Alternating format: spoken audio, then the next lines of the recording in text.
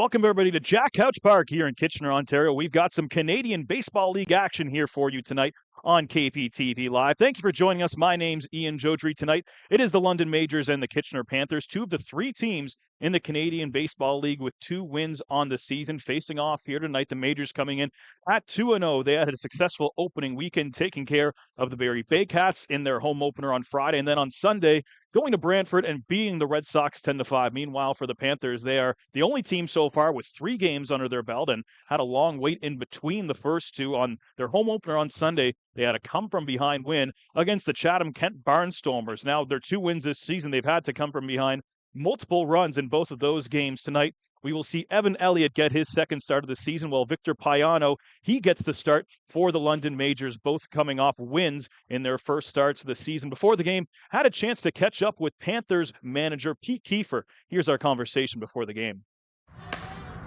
Pete, a game tonight against London, a team that you guys started slow against last year, but picked up a few wins late in the season. What did you learn from your matchups against the Majors last year? Number one, that they compete, so you have to be ready to go innings 1 through 9. London plays baseball the right way, but you know, it's like anything. It's a matter of who wants it most down the stretch, and I think we really came out strong the end of last year. Second half of the season, made some changes that really helped our roster, and just put some guys in the lineup who really knew how to compete, and that helped us later on. It should be an extreme matchup tonight because these guys are a very good team. We played them in an exhibition game. I was impressed with what I saw, and of course we're going to see their ace tonight. So then we want that. We want to see everyone's best pitcher they have early on, so we know what to expect. For Evan, it'll be his second start of the season. What did you see from him in his last start? I know just about a week ago against Hamilton that you liked. Everything. I mean, he was getting ahead of hitters, commanding his breaking ball. Still, he's like anyone. We're all working on little things that are, fine-tuning his game. It wasn't a perfect outing, but he knew exactly what he did wrong. He went out and fixed it. He had one shaky inning, and then the next 2 were just lights out. So all I'm looking at him is just to continue to do what he did last week. Maybe give us another inning of work. So I'm building him up slowly. If I can get 4 or 5 out of him, I'd be very happy. Talk about building guys up. Obviously, lots of good things from Evan last year in the games that he started. What did you see from him in the offseason that you liked that he changed and perfected for this year? His pitches are just every single one of them has just better shape to his breaking ball, a little more zip on his fastball. He worked very hard this offseason. He didn't hang out here and sit around and eat bonbons. He went down to Florida where the weather was warm, so he knew he could throw all year long, and got himself on a really strict throwing regimen and just came back home to win. Of course, on Sunday, we saw a big one from you guys. Second time this year, you've come from behind, come from a multi-run deficit. Looking at that game from a big scope, what did you like from your side of how they handled the adversity early on, coming back in the late innings? Yeah, I mean, what's not to like? You got to love a team that never says die, and that's kind of who we are. It's 1 through 9. Everyone believes that the game's not over till it's over, and we saw that in the exhibition games that we played as well. We were down in both of those, and we still came back, and we trusted our bullpen to hold leads or keep us in games until we could gain leads, and then shut them down at the end. So, those are. I'd like to jump out early one of these days and just coast through it, but I don't mind coming from behind. That's just that much more fun. And as David, one of the owners, says, hey, we're in the entertainment business here, so let's keep it exciting. I'd rather not have the mini heart attacks, but yeah, David's happy with that. Speaking of entertaining, I mean, Mateo Zeppieri, he was entertaining on both sides of the ball on Sunday. Had a home run robbery in left field. Kind of got that rally started in the 5th inning with that 2-run double. He was a guy who came over late last season. Just how big has he been of an asset to fit in your lineup, not just offensively, but defensively? Not just offensively or defensively, in the dugout as well. He's just a great dugout clubhouse guy. The guys all appreciate being around him because he's just so much fun to be around and such a hard worker. He'd stay out here till midnight if we let him. A lot of times we have to shut off the lights and tell him to go home. He's just that kind of guy. He loves being around the game. He's fun to be around. Offensively, yeah, you're going to get a guy who's never cheated at the plate. He's always going to get his hacks in. With men in scoring position, he's just salvaging. He's drooling up there. And then on the defensive side, anything hitting his vicinity, just keep an eye on him because something exciting is about to happen. Either he's going to come up with a big throw to a base and get an assist that we need, or he's going to make a great play like you saw Sunday, robbing guys at home runs. He's just a tremendous athlete, really is. You mentioned before the game Sunday that PD was getting a day at DH, had something that you just wanted him a day off from his regular spot at shortstop. Yep. Looked completely in place, obviously, his first multi-home run game in this league. Yep. Now he's back at shortstop tonight. Have those concerns kind of been alleviated the last few days? Yeah, I mean, thank goodness we have an incredible training staff here. We took him to our team therapist yesterday, got some work done. He's probably going to spend some more time with it just to really make sure things are smoothed out. But, it was just an issue with his neck that kind of radiated out to the throwing arm, and I didn't want to take any chances. And we all can use a day off now and then, and you'll see that happening, especially, like I said, we have the luxury of a Charlie Towers who can go in and play second and give Zane a day off, and Short and give Petey a day off, and Yosuke a third. And I plan on doing that just to keep everyone fresh. I know, obviously, we're fourth game of the year now, so we've seen Evan now will be his second start. We saw Owen start 2 games. Busier weekend coming up. Can you give us a look behind the curtain of all of who we might see on the mound over the weekend? You're going to see a couple of our import pitchers just to see how they're adapting. I didn't want to bring them along too quickly because of it's a big shock, not just culturally, but temperature-wise. They're not used to throwing in anything below 20 degrees. And they've had some chilly temperatures to pitch in. So my heart goes out to them, but at the same time, I got to build them up and get used to pitching in the cold. So you'll see a couple innings out of them tonight, and then they're each probably going to get a start. Tonight's like a tune-up, because then they'll have a day off and then 2 days off for the second start. So, yeah, you're going to get to see Sarada and Kitchener a little bit more. But again, they both really did not. One actually just came down with a terrible cold because his sinuses acted up, and that worked its way into his throat and everything else. But just the change of climate alone has wreaked havoc on both of them, so I haven't seen the best of them yet. But I'm going to give them a chance to see how they do tonight and over the weekend. Appreciate it, Pete. Certainly some good news from the manager, Pete Kiefer, there talking about his son, Petey, and how, of course, he was intended to be the everyday shortstop coming into this season.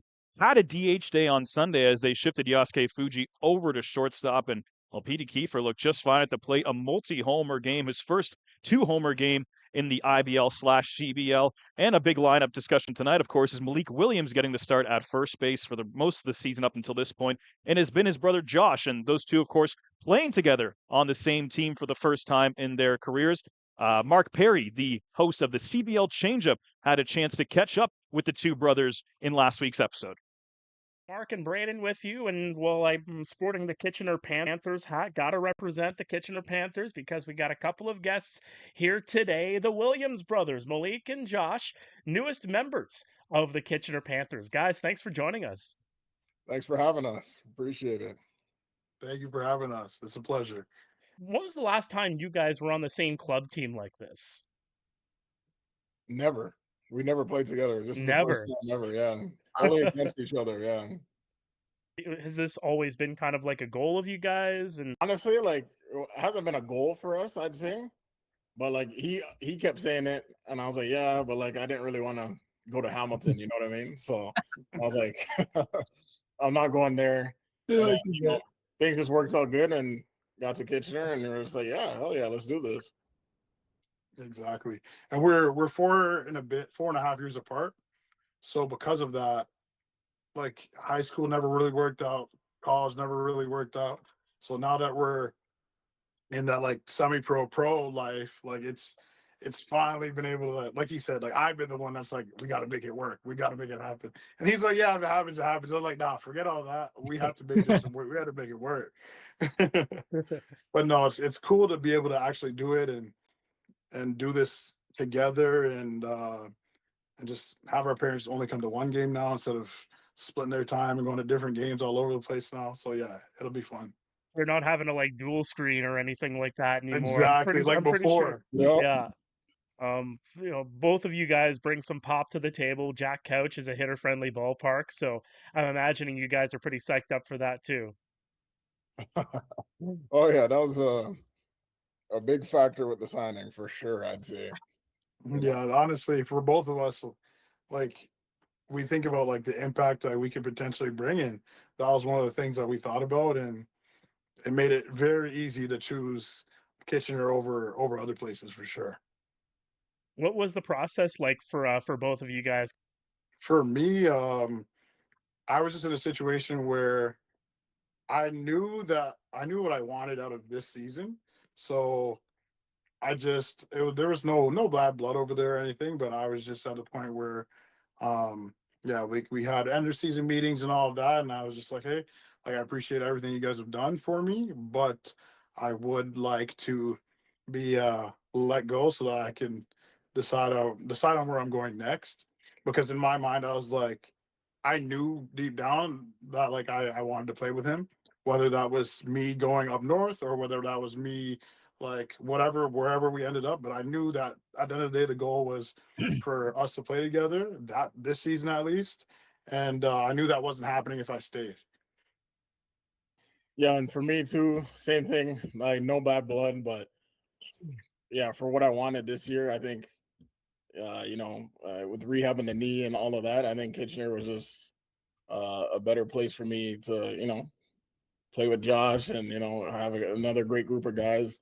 I know Shanif because I used to play with him back in the OBJ days, so just a familiar face I knew. So I was like, yeah, why not? Yeah, and it's nice because it's like we're coming onto a team where, like, yeah, it's a very young team, but it's full of guys that like we've kind of just known for years. Both of us, like we've both known a lot of them for years. So it's cool to go into a space where like you have that kind of familiarity already. Malik, Josh, what's the real number of all the balls going out of Jack Couch this year from each of you? Hey, we had a bet with some of our friends. We have a combined number in our head, and we have You won't say it. definitely I don't want to say it, but it's up there. Hey, like if we yeah, can't it's definitely jinx it, up but there. come on, like it's not no little thing, Yeah, because I was even thinking about like my last year, for example, in Hamilton, and I was like, damn, like some of those like deep flyouts, some of those like doubles and stuff. I'm like, damn, those at the couch are like Those are out. well out. Oh yeah. Like, so it's like, yeah, it's gonna look different for sure. Like it's definitely gonna look different. I remember last year at the couch, I think it was like my third home run of the season. I hit it and right away I was mad. I was like kissed my teeth, like kind of tossed my bat down, like upset. And then the outfielder's running to the fence. Yeah. And I was like, oh okay. Bro, Yeah, like we have a number in our head that we're definitely hunting, and if we do what we're supposed to do, we'll definitely both be able to help the team big time for sure. I'm pretty sure that was the no game too. I mean, everybody it thinks was, about it the Owen was. Boone Yeah. no. You guys still put 18 runs on the board. Yeah. It was that crazy game. to see locked was in that for that game. long pitching. Wow. Oh man. Oh man. So like so here's a big challenge, okay? So Mark, you're gonna love this. Everybody in Kitchener's gonna love this. If either one of you two, this is just out there, go deep in the home opener, the following podcast, I'll wear a Kitchener hoodie on Okay. air for the podcast. Okay. Ooh, That's what I love to see. Yes, let's do it. I like that. I like that.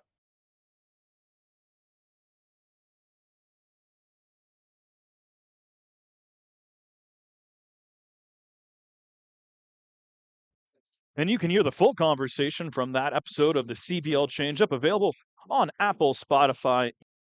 Sure to give it a listen. We'll take this opportunity to take a look at the starting nine for the Kitchener Panthers tonight. Leading off and playing left field is Matteo Zeppieri, who, as we talked about with manager Pete Kiefer before the game, had that home run robbery catch in left field against Chatham-Kent, and also the two-run double that got that big inning started. Then next is Pete Kiefer coming off that multi-homer game against the Barnstormers. Yasvani Penalve is in the 4 spot. Zane Scansey hitting cleanup and getting the start at second. Yasuke Fuji, he is playing third base back in his right spot in the lineup.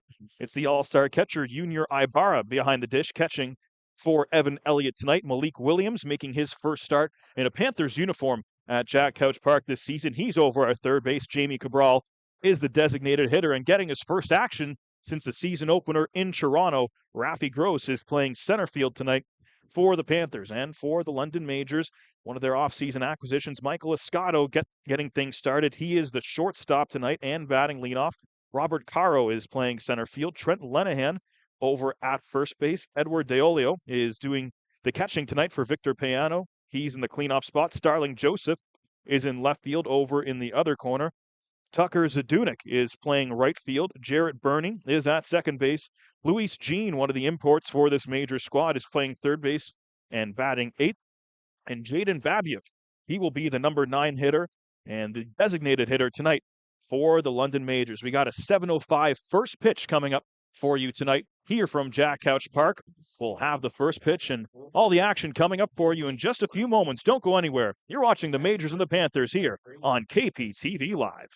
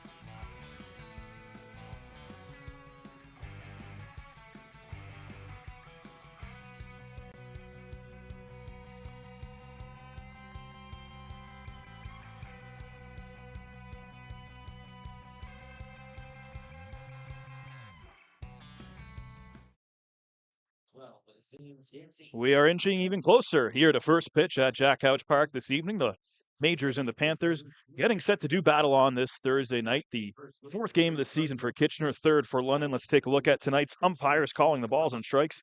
It's Kyle Warner at first base, is Mike Kinnear, and rounding out tonight's 3-man umpire system, Chris Walters is the crew chief down at third base.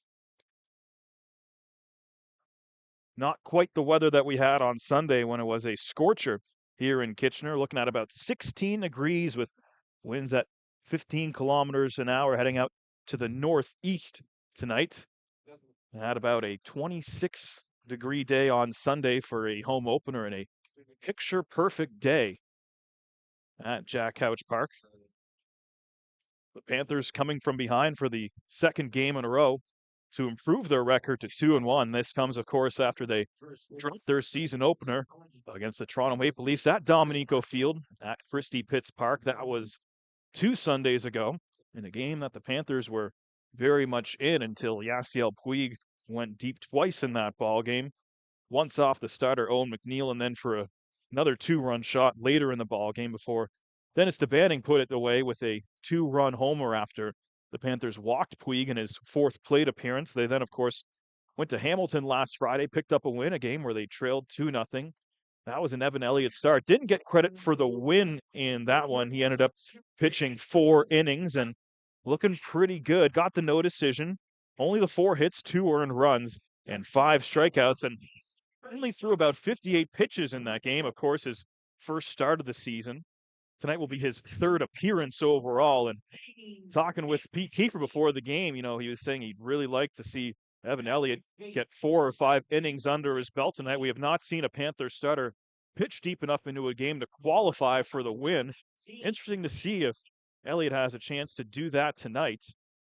I also mentioned that we'll expect to see some of the imports come out of the bullpen, and very interesting to hear what Pete Kiefer had to say about the weather and just this point in the year. Anytime you're bringing in a pitcher from the Dominican or Cuba or any kind of warmer climate, whatever it may be, just how much harder it is to work them in. It's a shock to jump into a league like this for multiple reasons, and a big one is, of course, the climate. Not used to pitching in these types of conditions, and you see that not just at this level, but around the major league and minor league level as well. Even down the street with the Toronto Blue Jays, talked to lots of their scouts, and pitchers' numbers sometimes in Buffalo when they're playing at AAA, it's not exactly what you can anticipate from them the rest of the season, and oftentimes they have their numbers and their stuff start to jump up to what you'd expect them to be as the season goes along.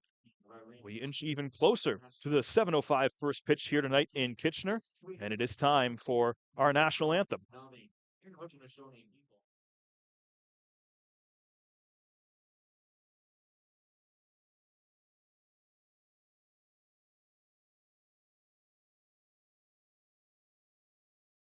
Maintain and Inuit, and we recognize that a more comprehensive approach to reconciliation is required to address systemic inequities and to better support, celebrate, and deliver services to Indigenous people in our community. This time, please remain standing and welcome Peyton Adams, a 12-year-old performer with a passion for singing, acting, and musical theater. She's been involved in numerous things. Don't have a shot of the singer. Including Sportsnet commercials. Make some noise for Peyton Adams. I don't.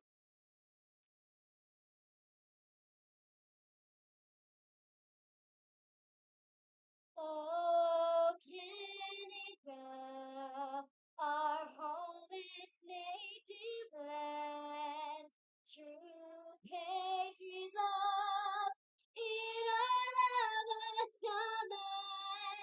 With glowing hearts we see the light, the true north strong and from far and wide, oh Canada, we stand on guard for thee.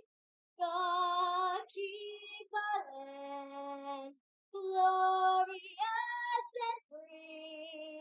Oh Canada, we stand on guard for thee. Oh Canada, we stand on guard for thee. And here's another one more tonight with Peyton Adams.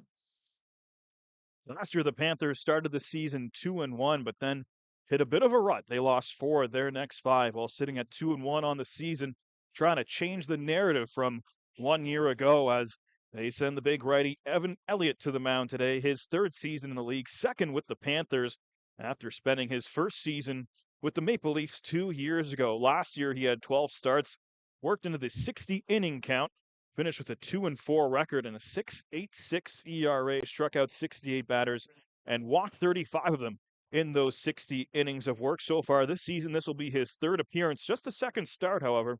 He so far has 7 innings under his belt with a 5.14 ERA, has allowed a combined 6 hits, and has struck out 8.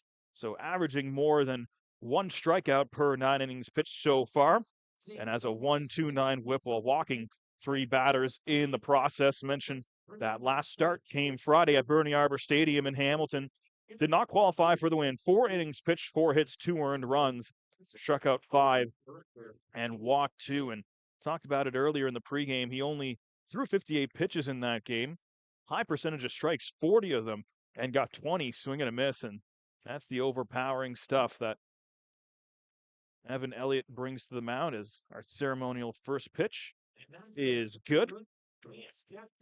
As we inch closer and closer, the first three batters of the game for London will be Michael Escato, Roberto Caro, and Trent Lenahan. I mentioned Malik Williams also getting his first start in a Panthers uniform at home this season. He made his debut 6 days ago in that game against the Cardinals, went 1 for 4 in that one. This is his 5th season in the league, all previously with the Barrie Baycats, won a title with them in 2024, was also an all-star that year. Only played 10 games last year, ended up with a 711 OPS, had the one homer to go along with 7 runs driven in and minimal action. So the Panthers would, of course, love to see both the Williams brothers good to go for a full season. Josh is coming off one of his first full healthy seasons where he saw 31 games of action and had an 823 OPS, a career high in both homers and RBI. But he is on the bench to begin tonight's game, and we are set to get things underway here at Jack Couch Park tonight. Escato steps in. The righty playing shortstop tonight will lead things off as the sun continues to set. Lots of shadows here at Jack Couch Park as we get set to begin game number 4 for the Kitchener Panthers this season. Looking to make it 3 straight wins after dropping that season opener against the Maple Leafs. Elliott gets the sign from Ibarra, deals the first pitch, misses upstairs with the fastball, and we are underway.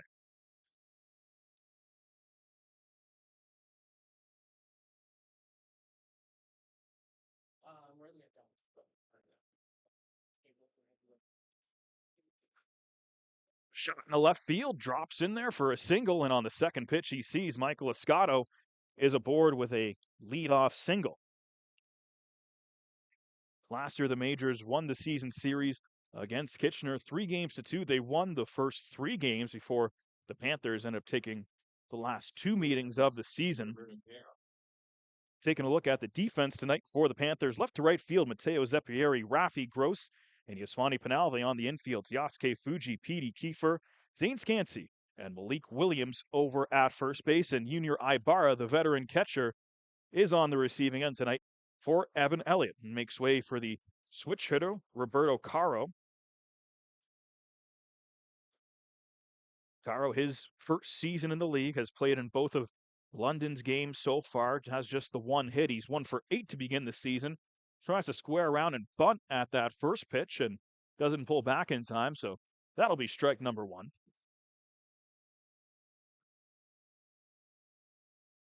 Each team with 1 switch hitter in their starting line tonight. Caro for the Majors, Fuji for the Panthers.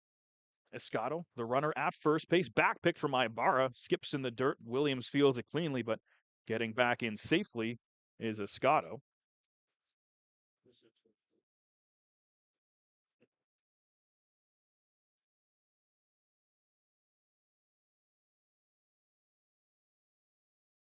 Caro, one of the imports for this Majors team, most recently spent time in the top Mexican Independent League. Another check over at first as Elliott gets Escato to dive back in safely.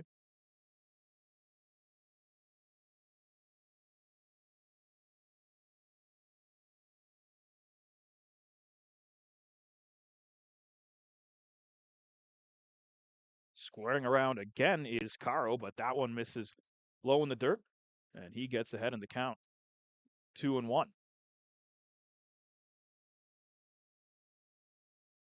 Caro also spent 8 seasons in the Chicago Cubs organization, reaching as high as Double-A back in the 2019 season. Most recently playing independent ball in Mexico, often running as Escato. That one chopped to the left side and unable to get there was Fuji, who was playing in. Escato turns and goes to third, and a strong start for the Majors, back-to-back singles, and there's runners on the corners with nobody out.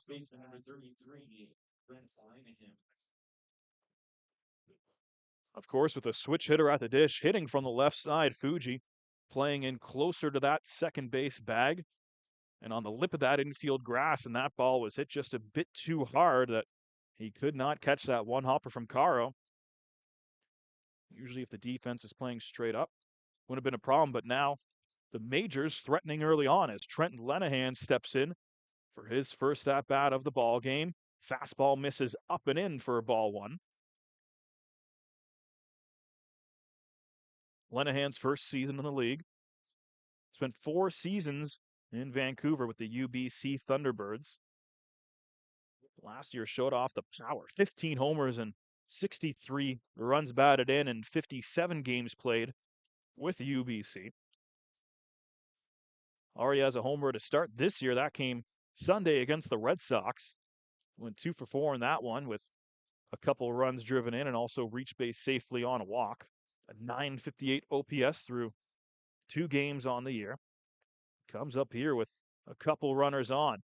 Swings and fouls that one off down the first base side, and Evan Elliott gets ahead in the count. 1 ball, 2 strikes.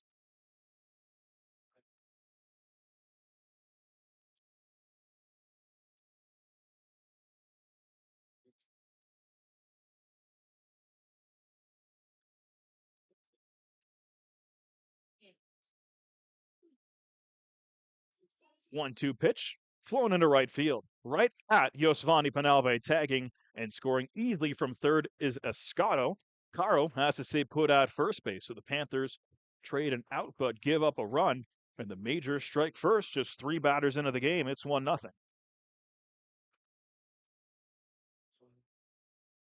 Catcher number 26, Eduardo De Olio. Brings up Eduardo De Olio, the catcher this evening. Will be catching Victor Payano, his 4th season in the league for De Olio. 2-time Silver Glove Award winner.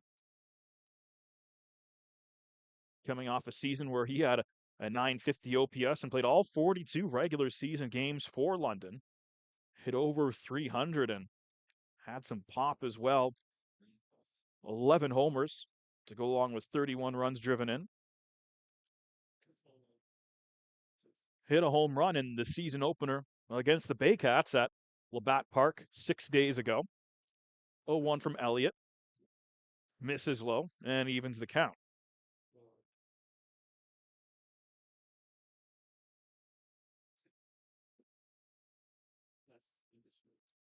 Strong start to the season for De Olio, swinging a hot bat. He's 5 for 8. As mentioned, did homer. That one's popped straight up on the infield. Heading back is Kiefer into shallow left center. He's got it, and that's out number 2. So a big out for Evan Elliott. Retires the hot bat that is De Olio, and there's 2 away.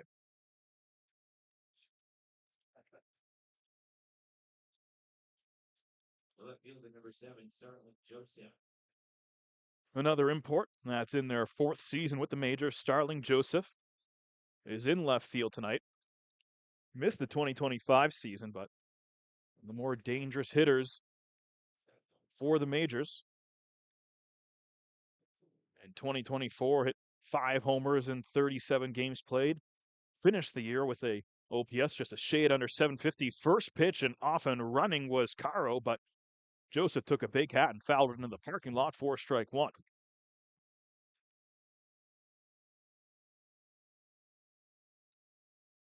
So a righty-righty matchup, and on deck is the lefty, Tucker Zadunik, one that Elliott, I'm sure, would like to avoid, especially with runners on base. So another big at-bat here.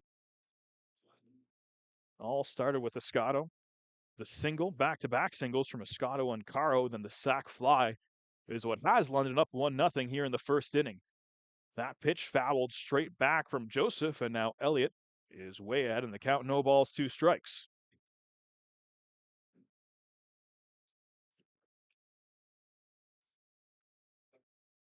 Joseph has started now all 3 games for the majors this season. 4 of 9 to begin the year. Has also struck out a handful of times. In fact, every time that he's been retired, it has been via the K. Elliott ahead in the count, deals the 0-2. Fastball misses down in the dirt, and it's 1-2.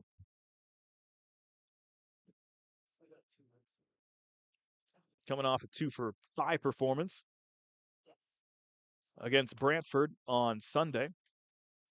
That's where 3 of his strikeouts came. Reached base safely with 2 singles, and his other 2 plate appearances went down by way of the K. 1 ball, 2 strikes. Pitch from Elliott misses way outside. That'll go all the way to the backstop. Cleanly past Junior Ibarra, and gliding into second is Caro. And now the tension mounts even more after the wild pitch from Elliott. Majors trying to keep things going early on. Kitchener has fallen behind in all 4 of their games now this season. They have not had the first lead of the game. They have come back to win 2 of those games, though. So Roberto Caro, the runner at second base. Elliott trying to work out of the inning unscathed. Here's the 2-2. That one's fouled straight back, and we'll do it again.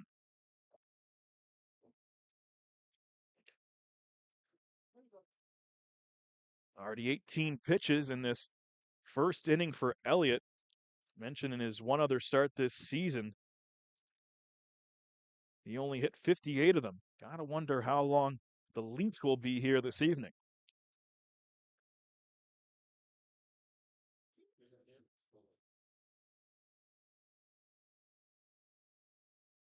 Elliott still staring in and taking a long time, so Joseph calls time, steps out.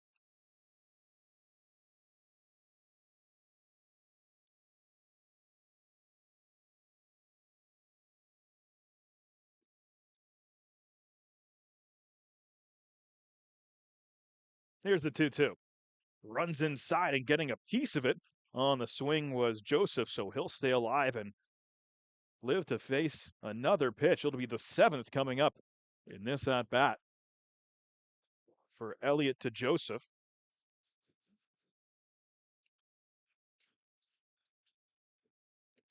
Of course, the wild pitch also means the runner in scoring position and no opportunity at a force out at second base on a ball to the middle infield. Elliott, the 2-strike delivery once again. Swing and a miss. He gets him. Wins the battle and strikes out Starling Joseph. But the Majors do get one on the sacrifice fly, and it's 1-0 London as we head to the bottom half of the first inning.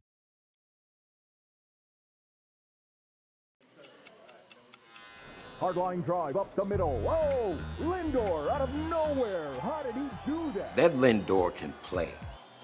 I don't know about that hair. And don't get me started on those gloves. I don't know. I kind of like it. It's time for a revolution. The Rev 1X by Rollins.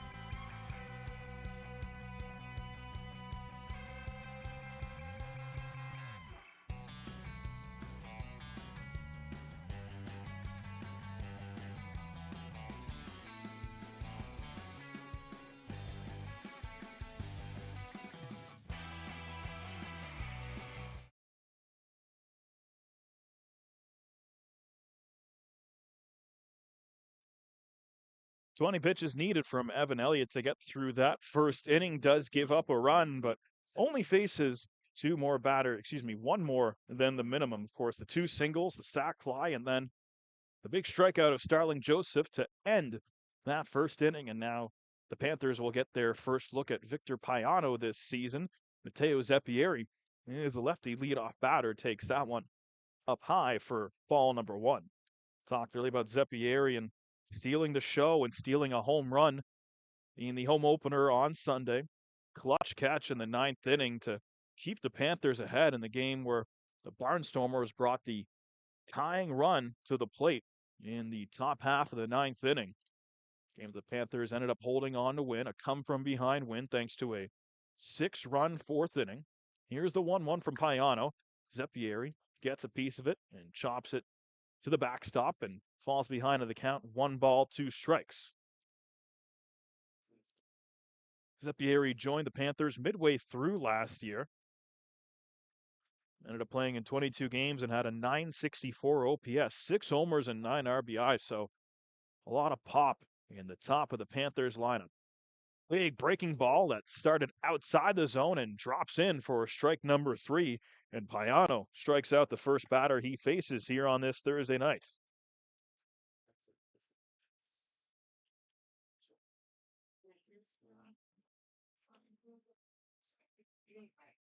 Number 17, Pete Kiefer. Payano, a pitcher who mentioned had the no decision in the win Friday against Barrie.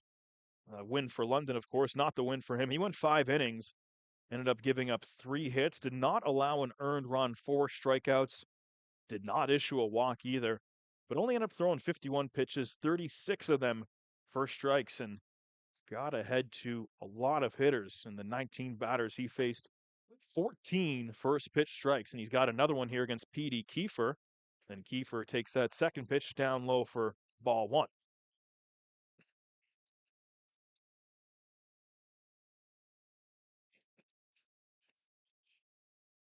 Payano led the majors in starts and innings pitched last year, hit that 100 inning mark in 15 starts. Fastball taken outside, good take from Kiefer, gets ahead in the count, 2-1.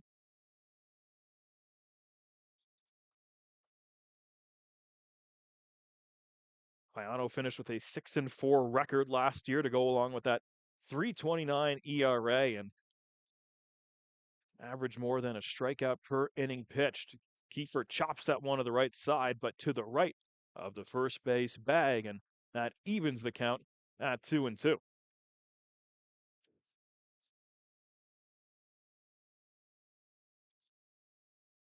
These two teams will meet again a week from today, and a lot different feel then for sure, as both teams will be entering a stretch where they play 4 games in 4 days.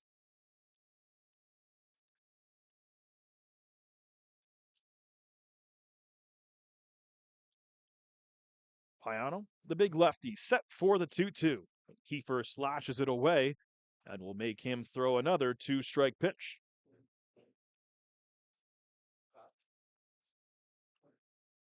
Pretty remarkable. You look at the overall team stats from last year, the majors averaged the fewest runs per game scored, but ended up with a great record on the season, of course, making the playoffs, tied for the second best record in the IBL.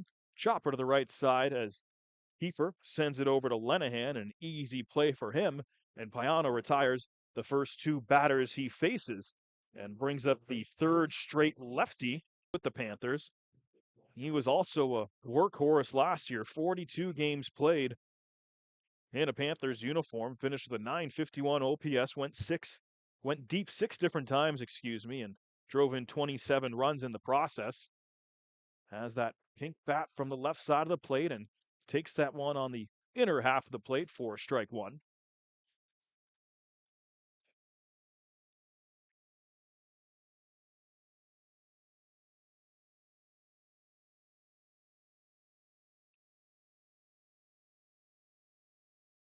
Chopped on the right side, and another easy play for Trent Lanahan, back-to-back putouts to end the first inning. So Kitchener goes in order, 1-2-3. Payano gets them, and the Majors have a 1-0 lead as we head to the second here on KPTV Live. Get ready, Chatham-Kent. For the first time ever in the new Canadian Baseball League era, the 2026 All-Star Showdown is landing at Fergie Jenkins Field on the July 11th and 12th weekend. The league's top talent all in one place. Watch the full slate of skills competitions, including the popular Home Run Derby on Saturday, and on Sunday, the ultimate 2026 CBL All-Star Game featuring your favorite players for a mid-season showdown. Chatham-Kent, it's our time. The All-Star Weekend of the new CBL era. It's history in the making.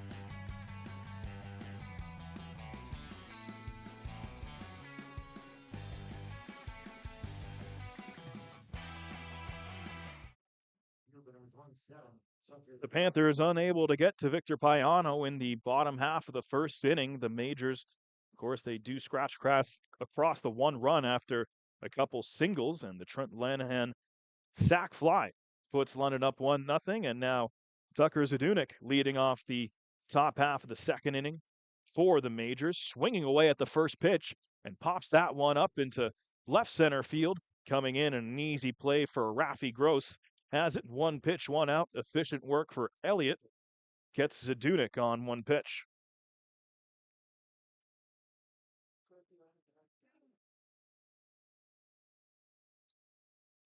It's a righty heavy top half of the lineup for the Majors tonight. Have just a 1 switch hitter in there and Haro in their top half of the lineup. And now it'll be 2 straight righties in Bernie and Luis Jean for the Majors.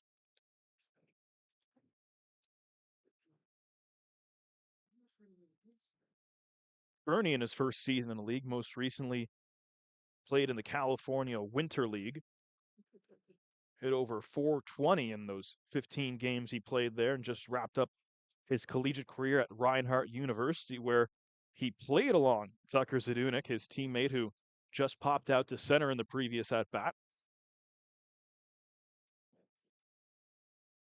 Overall in his career at Reinhardt, ended up with a career OPS of .906. Of course, the league average right around .750. Chops that one foul down the left field line. And Elliott gets that in the count. 1 ball, 2 strikes.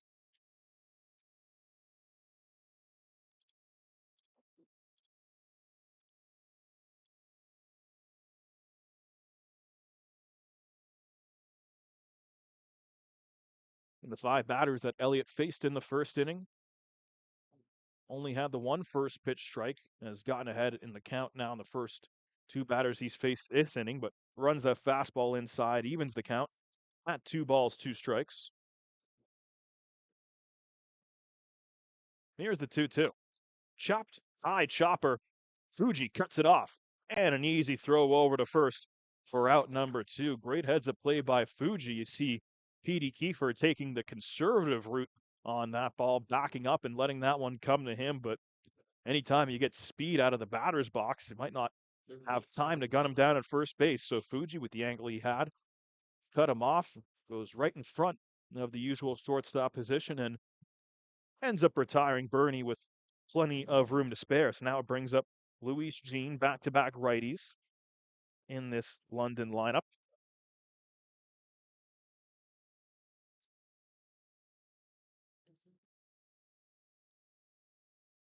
Gene in his third season in the league. First with the majors, though. Previously played with the Welland Jackfish back in 2023 and the year before that with the Cardinals. 1 for 6 so far in this young season. Big cut at that Elliott breaking ball, evens the count at 1-1.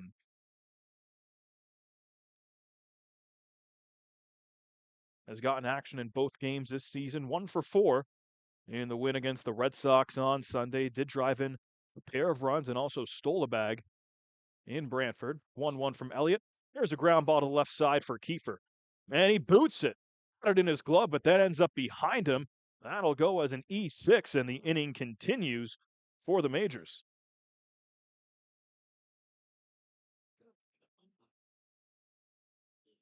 Tough break for Kiefer, who was right there for a routine play, but just couldn't come up with it cleanly. And now the inning keeps on going. It's the number 9 hitter, but a lefty, and Jaden Babiuk.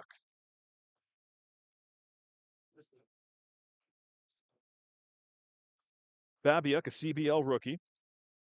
2 for 5 so far on the season, but one of those 2 hits was a home run that came at Arnold Anderson Stadium on Sunday afternoon. Elliott pumps the fastball in there for a strike one, gets ahead in the count.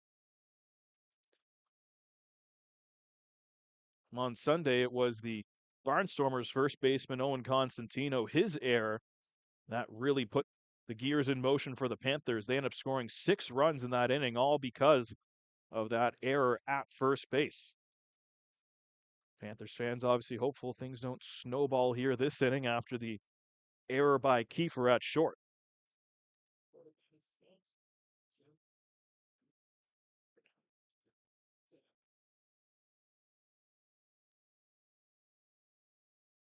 The 1-1. Off and running is Gene. Throw down to second, and they got him by a mile. What a throw from Junior Ibarra on the money for out number 3.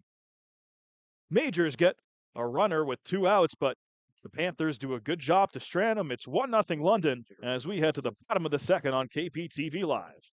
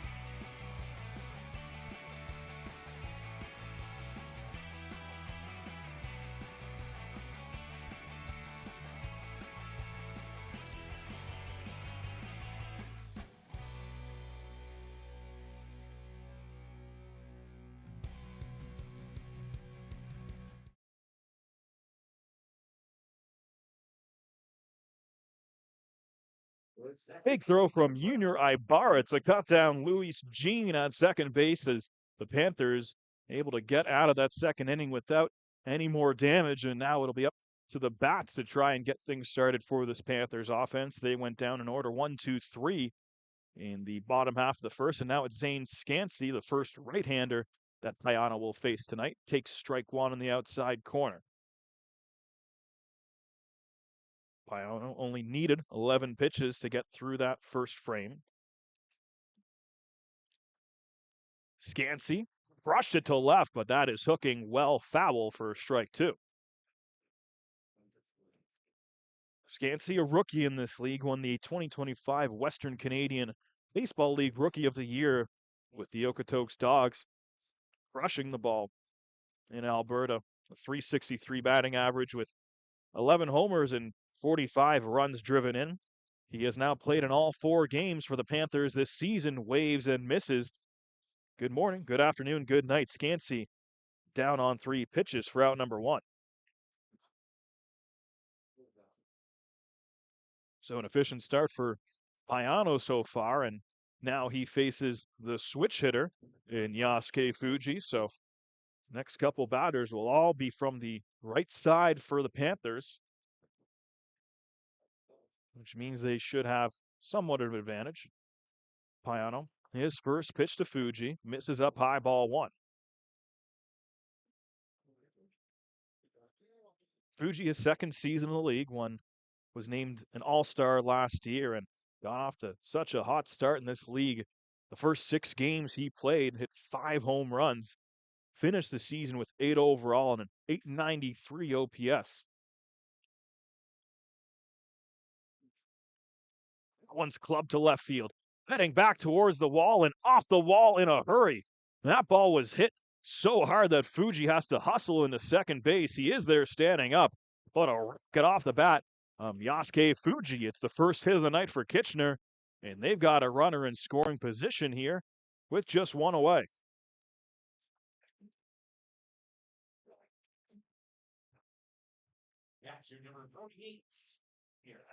That's the 3rd extra base hit for Fuji already this season. Last Friday against the Cardinals, he had a pair of doubles. So he moves to 5 for 14 so far early in the season. So he's hitting over 300. And the game against Chatham-Kent on Sunday ended up finishing 1 for 4 with a strikeout to go along the way.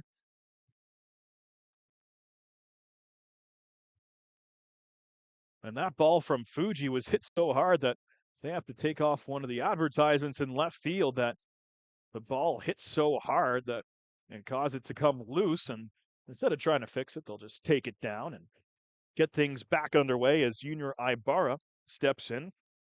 He was a defensive hero to end the top half of this inning with gunning down Luis Jean at second base. So now Fuji with some speed leading off second. First delivery, big breaking ball, drops in there for strike number 1 to Junior Ibarra.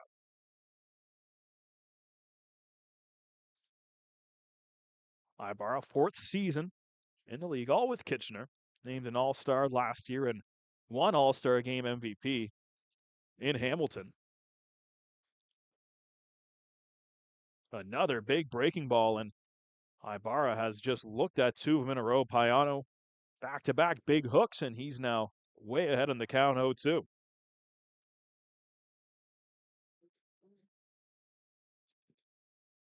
Was a career year for Junior in almost every offensive statistic you can think of, and even a career low in strikeouts. Only struck out 14 times in those 39 games he played.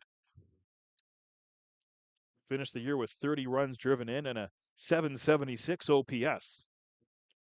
Coming off a tough game against Chatham on Sunday, though, went 0 for 5 and struck out. But the rest of the Panthers lineup were able to pull through in what was a big home opener win for Kitchener. Payano set. Here's the 1-2. Ibarra takes it upstairs and evens the count.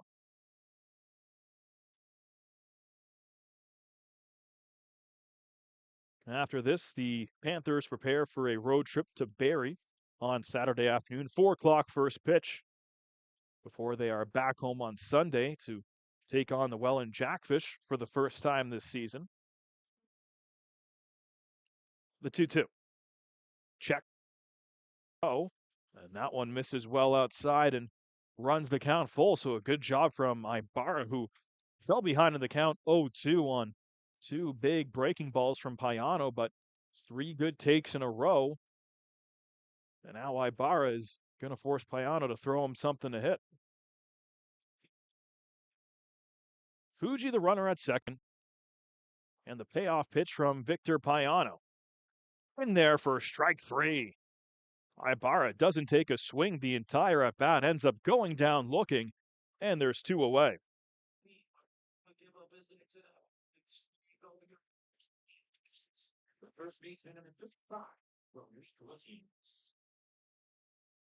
And now Malik Williams, another righty, digs in for the Panthers, playing first base tonight. The first time he has done so here at Jack Couch Park this season. Of course, him and his brother Josh on the same roster. Big story around the league. Josh getting the day off as Malik digs in for his first at-bat at Jack Couch Park this season. Another big breaking ball that Payano has been leaning on this inning. Drops in the upper half of the zone for strike 1.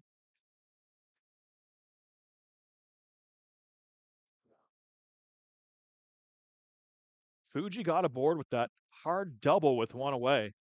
Ibarra strikes out, and now Williams trying to salvage this opportunity for Kitchener.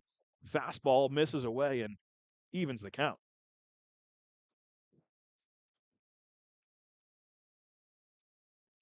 After tonight, it's on to Hastings Stadium tomorrow for the Majors as they take on the Guelph Royals. Then they're back in Brantford on Sunday. And then back here in Kitchener, as mentioned, as these teams will face off again a week from today. Williams lines that one in left field. Fuji getting the wave, and he will score without a throw. It's an RBI single for Malik Williams, and the Panthers tie this game at 1.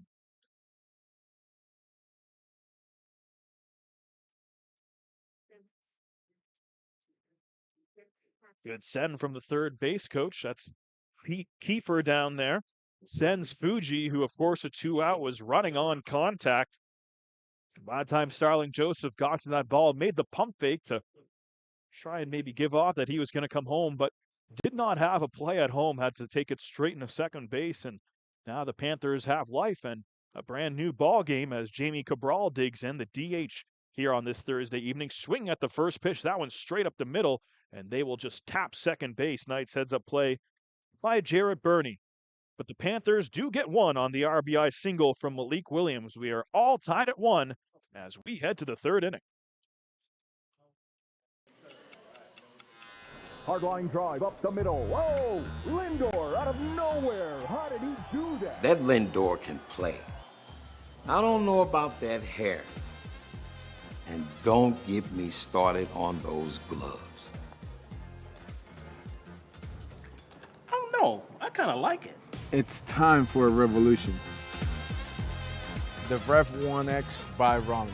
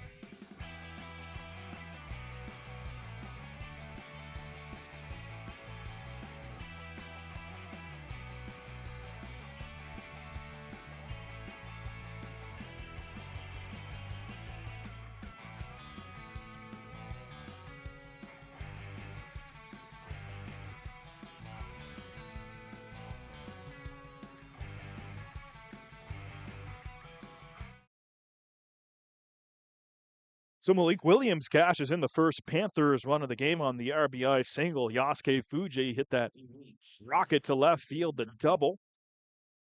Junior Ibarra went down looking, but Malik Williams, good at bat on the single to left field, drives in the first Panthers run, and we are tied at 1 and back underway here at Jack Couch Park in the Top of the third inning, Jaden Babiuk getting things started, squares around a bunt, pulls away. Ball one from Evan Elliott. Babiuk, of course, did start at the plate in the bottom half of the second inning. Luis Jean was the one who reached on an error to keep the inning alive, but got cut down on a brilliant throw from Junior Ibarra. So both teams with a run and 2 hits so far as we are into the top half of the third inning on a sunny but chilly night here at Jack Couch Park. That one is skied in the left field. Zeppieri's got a beat on it, ranging towards the left field line, ends up carrying him into foul territory, but makes the catch for out number 1.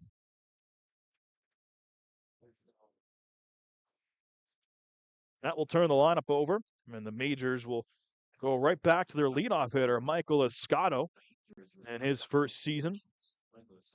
Spent time in both the Yankees and Pirates system. He was actually acquired by the Pirates in the trade that sent Canadian citizen Jameson Taillon to the Yankees. Taillon, of course, pitched for Canada at the World Baseball Classic this year, the first time that Canada made it out of the pool play at the WBC. There's a shallow fly ball in the center field falling fast, and no chance for Rafi Gross to get to this one. And Michael Escato is 2 for 2 on the day with a pair of singles. Next up, the center field. Going right after the first pitch he sees, doesn't try to do too much with it.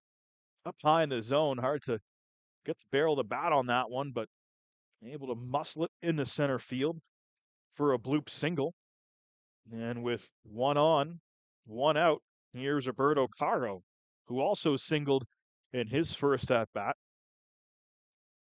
The switch hitter hitting from the left side of the plate, here facing the righty, Evan Elliott, often running and lined into right field. Caro sends that one down to the corner. Over to cut it off is Penalve, getting the wave around third is Escato. The relay to the plate, no throw, and the Majors take the lead right back. It's 2-1 on the RBI double from Roberto Caro. The first baseman, number 33, Trent Lenahan. Escato was often running on the pitch. That's what allowed him to score all the way from first base on a ball that didn't even get to the wall in right field. Penalve got to that one just about as fast as he could have. The top half, the Majors lineup showing why they're dangerous once again. Now there's a runner in scoring position and only one away for Trent Lenahan, who takes that first pitch inside for a ball.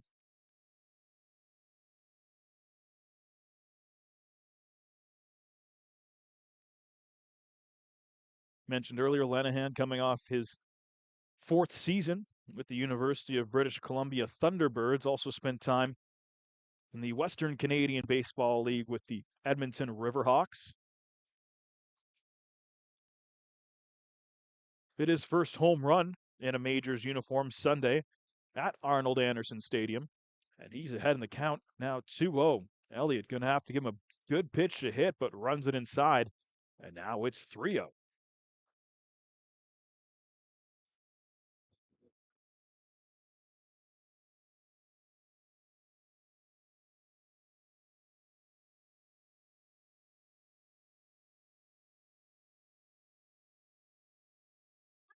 Throws one in there for a strike. Gets the count to 3-1.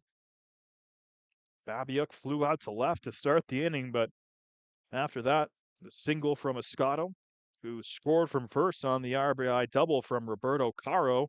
And now Lenahan has a chance to keep the train moving for the Majors. Elliott deals the 3-1, fouled back, and the count goes full.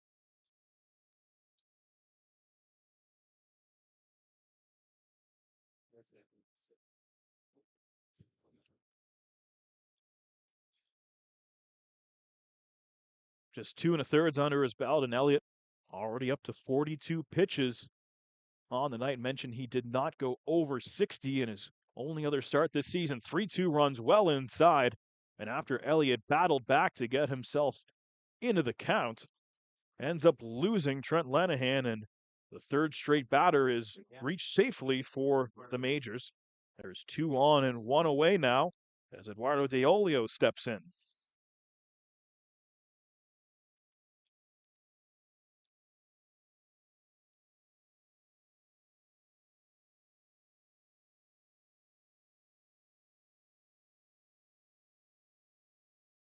So Deolio up with 2 on.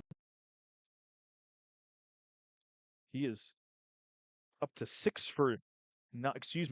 for 9 on the season after he was retired in his first at bat. Popped out to the shortstop, one that carried Pete Kiefer into shallow left center field. Ended up being the second out of that first inning when the Majors took the lead. Elliott's 1-0 fouled back. That caught a piece of Ibarra. And the home plate umpire, Kyle Warner, is going to give Ibarra a bit of time to regroup.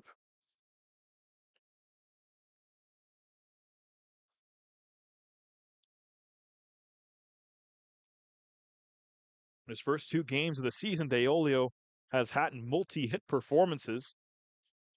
Went 2 for 3 in his first game against Barrie, and then 3 for 5 against the Red Sox on Sunday.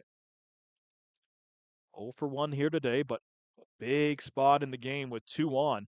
Skies that one into right center field. Penalve giving chase. He's got plenty of room and makes the catch. A big second out for Evan Elliott and the Panthers as they get Deolio retired for the second time tonight. Left fielder number 7, Starling Joseph. That brings up Starling Joseph, another righty. Struck out swinging his last time up, but it was a battle, an 8-pitch at bat against Evan Elliott, who ended up getting him to strike out and strand a runner in scoring position. It'll be the second time that Joseph is up with a runner on second. Also with a runner on first here. Elliott's first pitch, chopper to the right side. Fuji has it right at him, steps on third, and once again, Elliott works his way out of trouble, but the Majors do add one and take the lead 2-1 as we head to the bottom of the third. Get ready, Chatham Kents. For the first time ever in the new Canadian Baseball League era, the 2026 All-Star Showdown is landing at Fergie Jenkins Field on the July 11th and 12th weekend. The league's top talent all in one place. Watch the full slate of skills competitions, including the popular Home Run Derby on Saturday, and on Sunday, the ultimate 2026 CBL All-Star Game featuring your favorite players for a mid-season showdown. Chatham Kent, it's our time. The All-Star Weekend of the new CBL era. It's history in the making.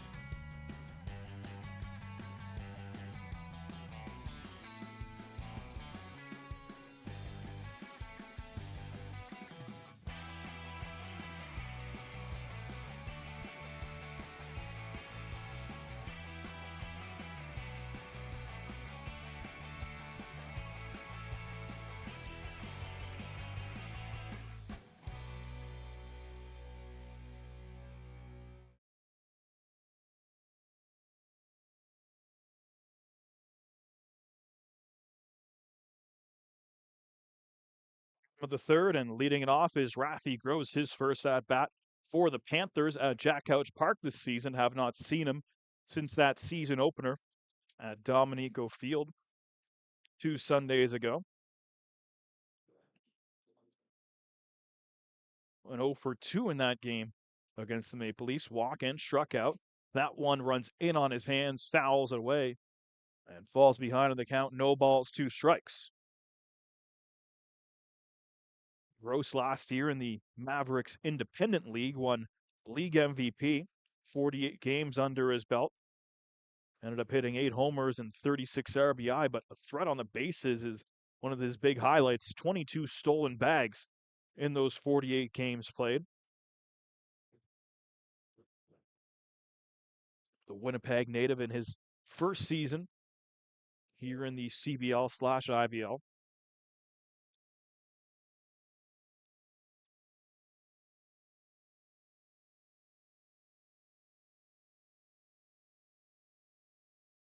Victor Payano stares in. Here's the 0-2.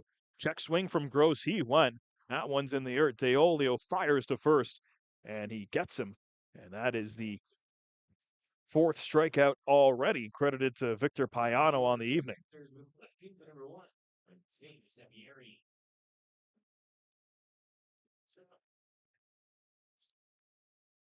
And the lineup turns over. Back to the top we go as it's the 3 lefties that the Panthers have cooking. Matteo Zeppieri struck out looking in his first at bat. He steps in with 1 away here in the 3rd. Swinging away at the first pitch and hit hard into right field, down, and will roll all the way to the wall. Zeppieri is going to cruise into second easily, and that's where he will stop. Backing away on the first pitch is Matteo Zeppieri, and he has his 2nd double in 2 games. And once again, with 1 away, the Panthers have a runner in scoring position.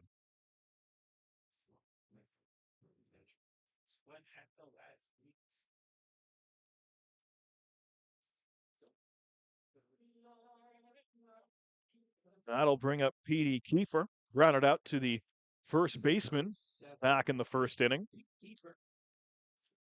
Comes up here with 1 away. The Panthers did score 1 in the 2nd to get on the board. That was Yasuke Fuji who hit the 1-out double, a rocket, off the left field wall. Came around to score on the Malik Williams RBI single. Now a lefty-lefty matchup. Leading off second, Zeppieri, big jump, big breaking ball, and in there for strike 1 from Payano.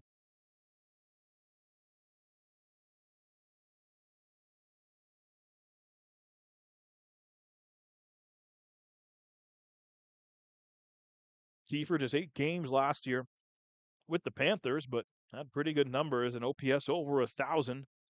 Had 1 homer and 4 RBI. He's already passed that this year. 2 homers, and they both came Sunday against the Barnstormers. Payano steps off and looks Zeppieri back into second base.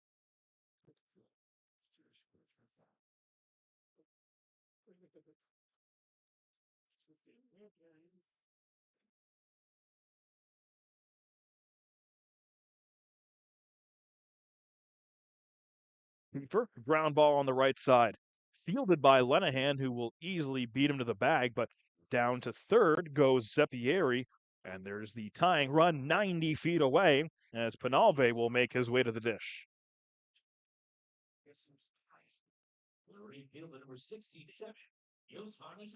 So credit Victor Payano in the early going. He's faced Pete Kiefer twice, and both times has gotten him to roll over to the first baseman. A good pitch low in the zone to a lefty, and he's handled him easily. And now it's up to Penalve to try and tie this game for Kitchener. On deck is the righty Zane Scansey. Penalve, good take, watches that breaking ball. Drop too low for ball 1.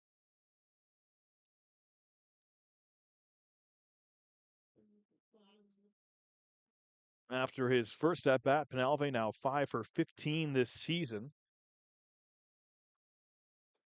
So batting .300 with an OPS over 8. 1-0. Good fastball located on the outer corner. Gets the call for strike 1.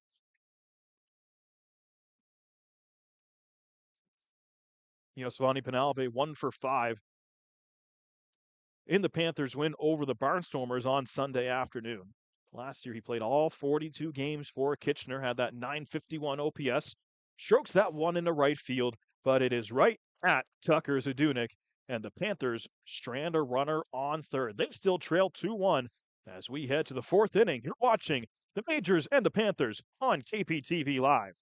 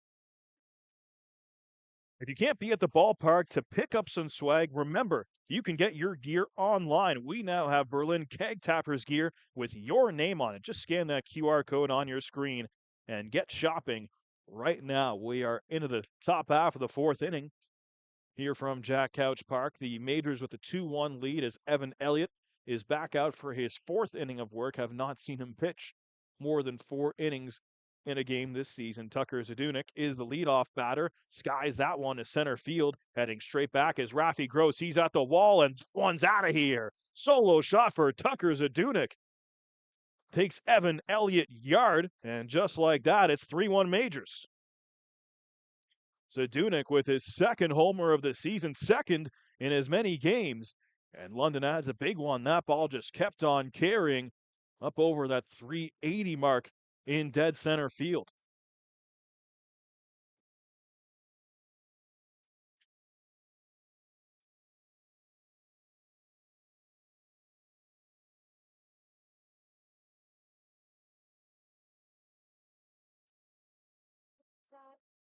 So Tucker Zadunik with the solo homer gets things started for the Majors in the top half of the fourth inning.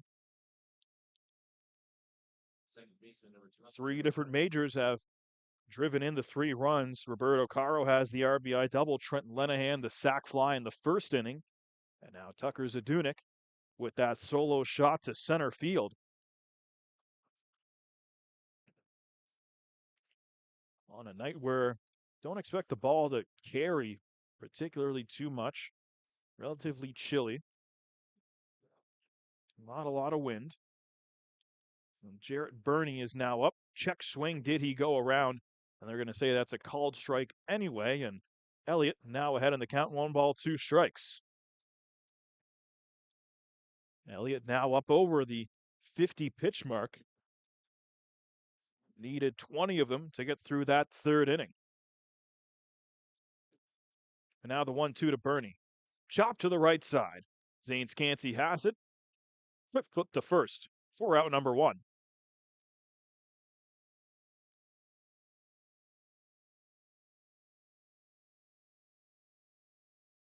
Brings up Luis Jean for his second at bat of the game. Reached on an error back in the second, but then was gunned down at second base by Junior Ibarra to end the frame.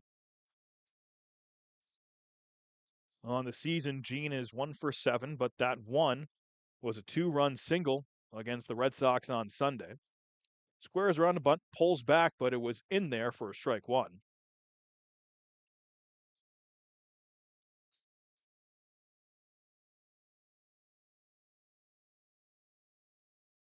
Jean, one of the Dominican imports on this Majors roster. 0-1, fastball misses away and evens the count. His third season in the league, but first with the Majors. Previously spent time with the Jackfish and the Cardinals, and then a 2-year absence before making his return this season. Breaking ball in the inner half of the plate. Nice job from Elliott. Gets Jean to wave and miss for strike two. Jean also spent 6 seasons with the Colorado Rockies organization. He reached Double-A at one point in his career and had a career average of .264. The 1-2. Out of play foul, and we'll do the 1-2 once again.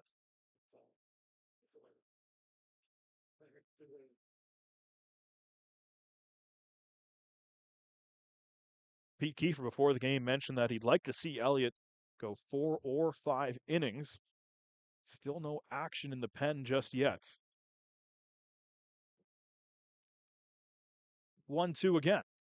Fouled it, and we'll do the 1-ball, 2-strike count again as Luis Jean stays alive.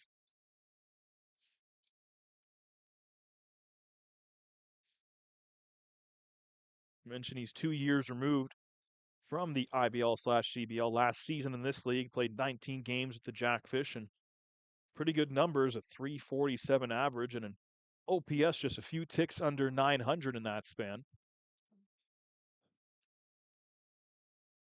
0 for 1 today after reaching on the error by the shortstop, Pete Kiefer.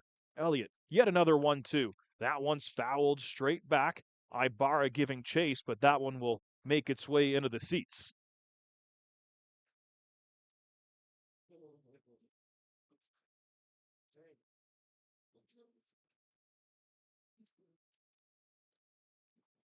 Already the solo homer from Tucker Zadunik this inning, his second on the year and second in as many games have given the Majors some breathing room. Up 3-1. One other game in the Canadian Baseball League tonight. It's the Jackfish and Baycats doing battle at Athletic Culture Stadium. It's Welland with a 1-0 lead in the bottom of the second there. 1-2, and that's smashed towards left center field. Over to get it is Gross, gets there for out number 2. On a ball that was hit 350 feet, but stays in the ballpark, and there's 2 away. The designated hitter number 6, Jaden Babian. Brings up the number 9 hitter, Jaden Babiuk, for his second at-bat of the ball game. Third time he stepped to the plate, he was at the dish in the bottom of the second when Luis Jean was thrown out trying to swipe second base. Flew out to left his last time up. Now a lefty versus righty matchup with 2 away. First pitch misses down low for ball number 1. Babiuk, one of the rookies on this Majors team. Played his collegiate career at Valley State City University, an .846 OPS there. Grounds that one to the right side. Malik Williams, the flip to Evan Elliott. Good job by the pitcher to get over. And after the solo homer to Zadunik, Elliott goes in order. But the Majors add one more. It's 3-1 London as we head to the bottom of the 4th inning. Get ready, Chatham-Kent. For the first time ever in the new Canadian Baseball League era, the 2026 All-Star Showdown is landing at Fergie Jenkins Field on the July 11th and 12th weekend. The league's top talent all in one place. Watch the full slate of skills competitions, including the popular Home Run Derby on Saturday, and on Sunday, the ultimate 2026 CBL All-Star Game featuring your favorite players for a mid-season showdown. Chatham-Kent, it's our time. The All-Star Weekend of the new CBL era. It's history in the making.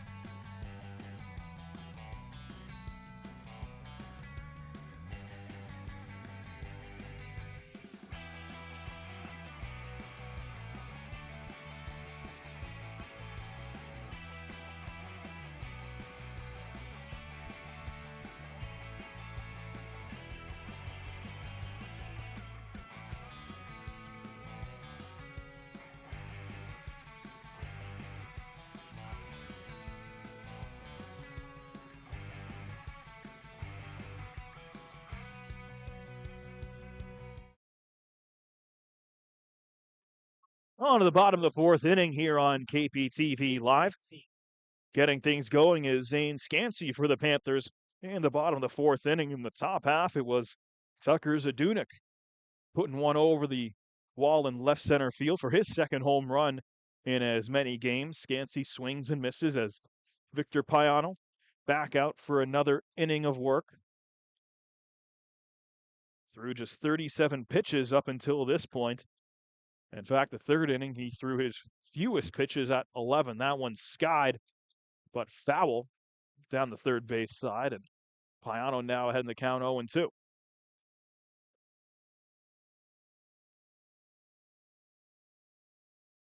Scansey, one of the offseason additions for the Panthers. Started at second base, now all 4 games this season for them. 3 for 10 on the year after he struck out in his first at-bat.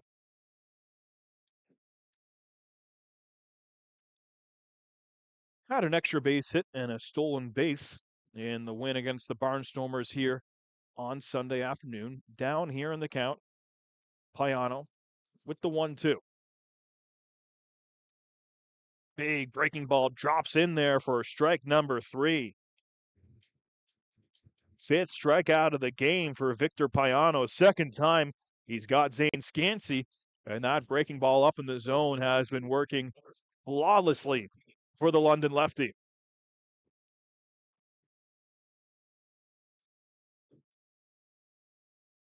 Brings up Yasuke Fuji, the All-Star last year. Has been dynamite at third base ever since making his debut for Kitchener.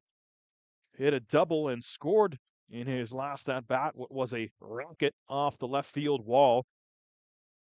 A ball that was hit so hard it took down an advertisement in the process. He's up now with 1 away. Payano deals the 1-0, and Fuji takes that one, a strike that just gets that top corner and evens the count.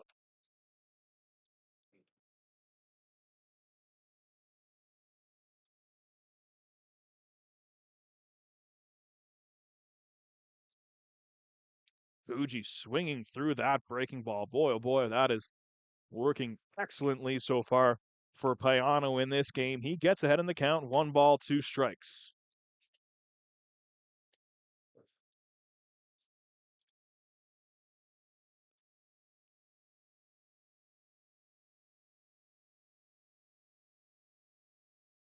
Fouled just past the Panthers dugout, so Fuji will stay alive and do it again. 38 pitches, 29 of them have been strikes for Payano, and he's gotten 11 swing and miss. That's substantially more than he had in his first start Friday against the Baycats when he threw 36 strikes but only got 4 whiffs in the process. So he's been fooling the Panthers so far in the first couple innings of this ball game. That one misses downstairs. Fuji evens the count at 2-2.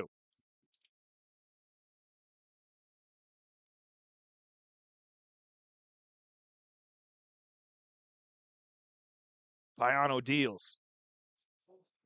Fouled off down the right field line and well out of play, and Fuji will see another 2-strike pitch.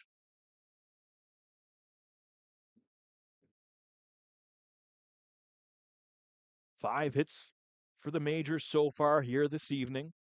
3 runs scored, and of course, one of them, the solo homer from Zadunik in the top half of this inning. Just 3 hits for Kitchener. Fuji has one of them, but goes down swinging on the upstairs fastball. Back-to-back strikeouts by Payano for the first time in this game, and there's 2 away.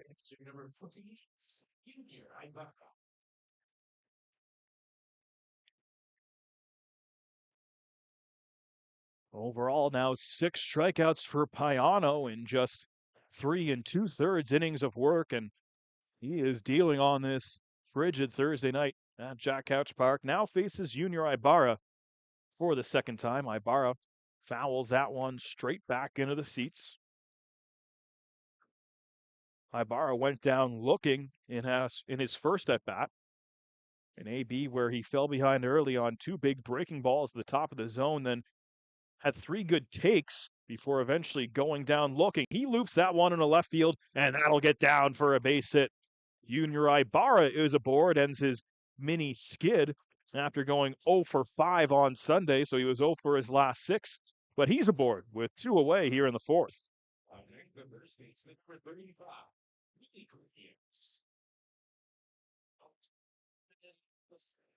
Malik Williams as the lone Panthers RBI tonight. He drove in Yasuke Fuji on the single in the 2nd inning. He gets set to face Payano for the 2nd time this evening, and the 2nd time he'll have a runner aboard.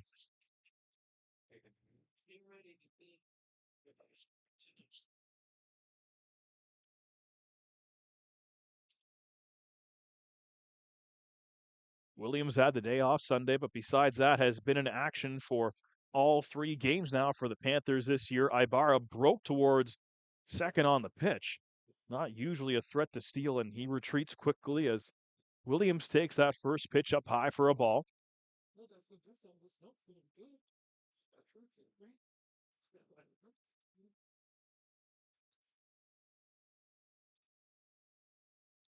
Williams watches that one drop in at the knees in the inner corner of the zone. Evens the count at 1-1. Williams, an IBL champion with the Baycats back in 2024. That was the team that he spent his first 4 seasons in the league with, and now reunited with his brother here in Kitchener. Hard hit to left field, giving Chases Joseph back at the wall and off the bottom of the wall. Ibarra digging for third. He will get held up there as Williams cruises into second with his 2nd base hit of the game, a double off the left field wall, and there's now 2 in scoring position for the Panthers. A mini 2-out rally, something you love to see if you're anybody associated with the Panthers.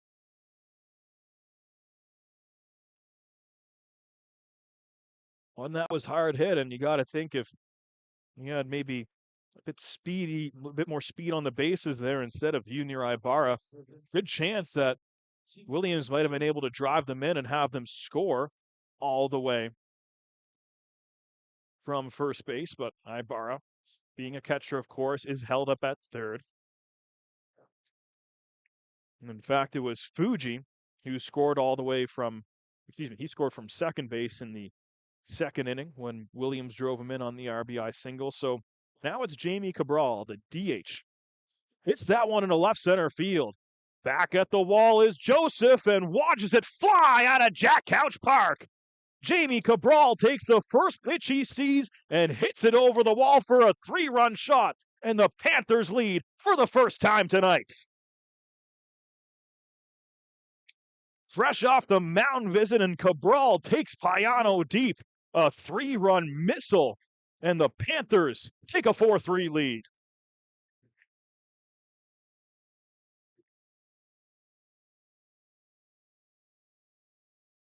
What a confident swing from Jamie Cabral, who didn't hit a homer all of last season. Hits one out there. 3-run shot, and what an inning for the Panthers. All 3 hits come with 2 outs. Gross on the first pitch he sees, chip to the left side, diving stop by Jean, gets up, runs him out at first base. What a throw by Luis Jean. Awfully close play at first base, but Rafi Gross could not make it 4 straight hits from the Panthers, but Jamie Cabral with the 3-run dinger puts Kitchener in front.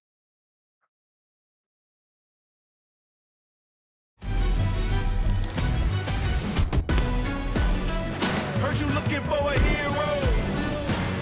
Well, look up. Yeah, I got the heart of a champion. If I get knocked down, I get back up.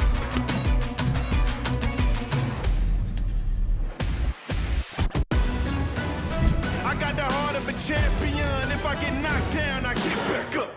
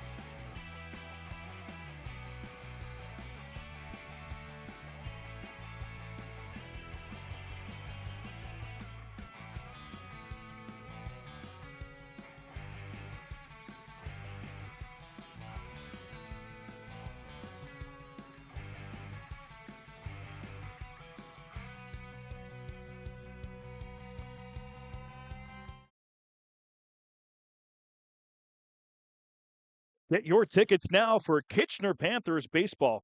We have a lot going on in our first professional season, from theme nights to giveaways and so much more. We are the hottest ticket in town this summer. Single game tickets and flex packs are on sale now. Just make sure to get to that QR code on your screens. And Evan Elliott's day is officially done here in Kitchener. Ends up going those 4 innings, gives up 5 hits, 3 runs, all of them earned. Strikes out the 1, walks the 1, but ends up leaving with the Panthers ahead 4-3. However, he will not be in line for the win, of course, after not meeting the minimum 5 innings, but a pleasant surprise for the Panthers from where they were an inning ago. They got the big 3-run homer from Jamie Cabral, and now Samuel Quintana comes into the game for the Panthers and is pitching with the lead. Quintana has appeared in 3 of the Panthers' 4 games this season. The only one he did not pitch in was on Sunday against Chatham-Kent. So this is Quintana's first outing at Jack Couch Park this season. First pitch misses for a ball. He's got 3 2/3 innings under his belt so far this year. A 4.91 ERA, has allowed 4 hits and struck out 3. Swinging and missing for strike 1 is the leadoff man, Michael Escato, who is leading off the 5th inning for the Majors. Quintana got 2 innings of relief under his belt last Friday in Hamilton, only allowed the 1 hit, did not give up an earned run in that game. That one misses down low. 2 balls, 1 strike to Michael Escato.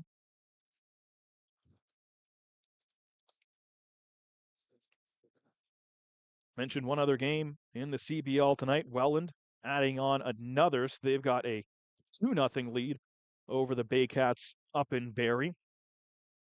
Robert Mullen and Bryce Arnold are responsible for both those runs for the Jackfish tonight. Here in Kitchener, though, it's Quintana working with a 3-1 count after Payano did not give up a run in his first start of the season. The Panthers have tagged him for 4 in their first 4 innings tonight. Quintana leaves that one upstairs and issues a 5-pitch walk to Michael Escato to begin this 5th inning. The center fielder for 20, Roberto Caro. So Escato has reached base safely in all 3 plate appearances tonight. Roberto Caro is 2 for 2, a single and a double, and now he faces the lefty, Samuel Quintana.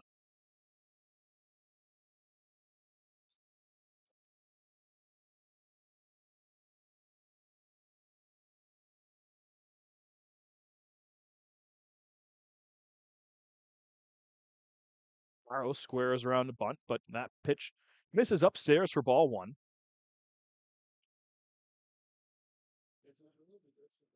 Panthers manager Pete Kiefer talked about it before the game and some of the challenges for these imports coming and pitching in these cold climates.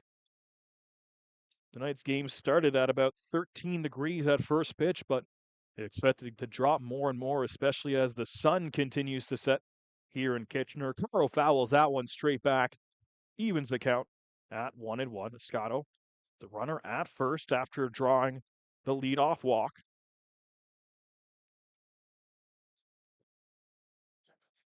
Last year, the Panthers had a team ERA of 6.83, the highest in the IBL, also the highest whip at 184. Mention also that the Majors, an interesting note that they actually scored the fewest runs per game despite finishing tied for the second best record in the league.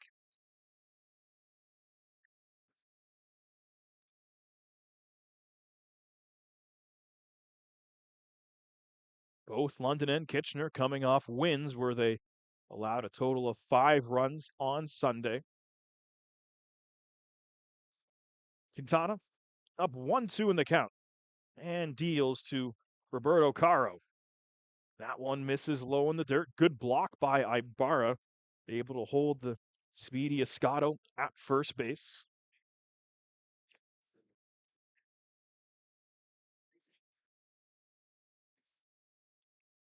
Escato already has 2 stolen bags on the year.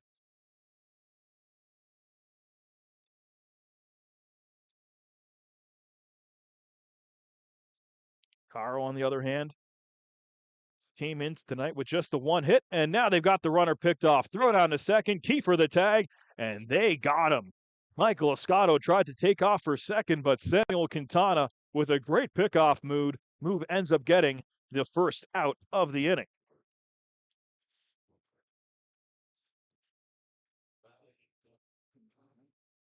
Score that one 1-3-6 for out number one, and now things change a little bit differently. Quintana can settle in after walking the leadoff man, and now he's got Caro with 2 strikes. Already with a single and a double today, takes that pitch in the dirt and runs the count full.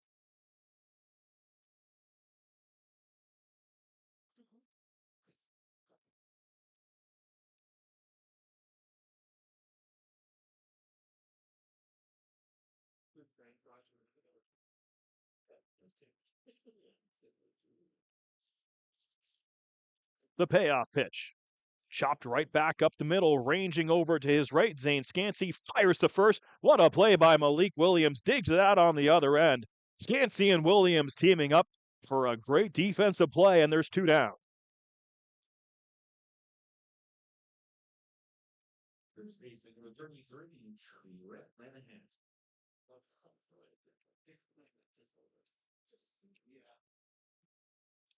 Evan Elliott faced the minimum batters per inning just once so far tonight. That came in the second. He retired the first 2 batters. For Luis Jean reached on an error, but then ended up getting thrown out at second. Quintana, if he can get Trent Lanahan here, then he would get out while facing just the minimum. Gets the first pitch in there, called strike 1. Lanahan, the sac fly his first time up, then walked in the 3rd inning, so still has not had an official at-bat. That one's popped up down the right field line, and that'll drift out of play. And Quintana now way ahead in the count. No balls, 2 strikes.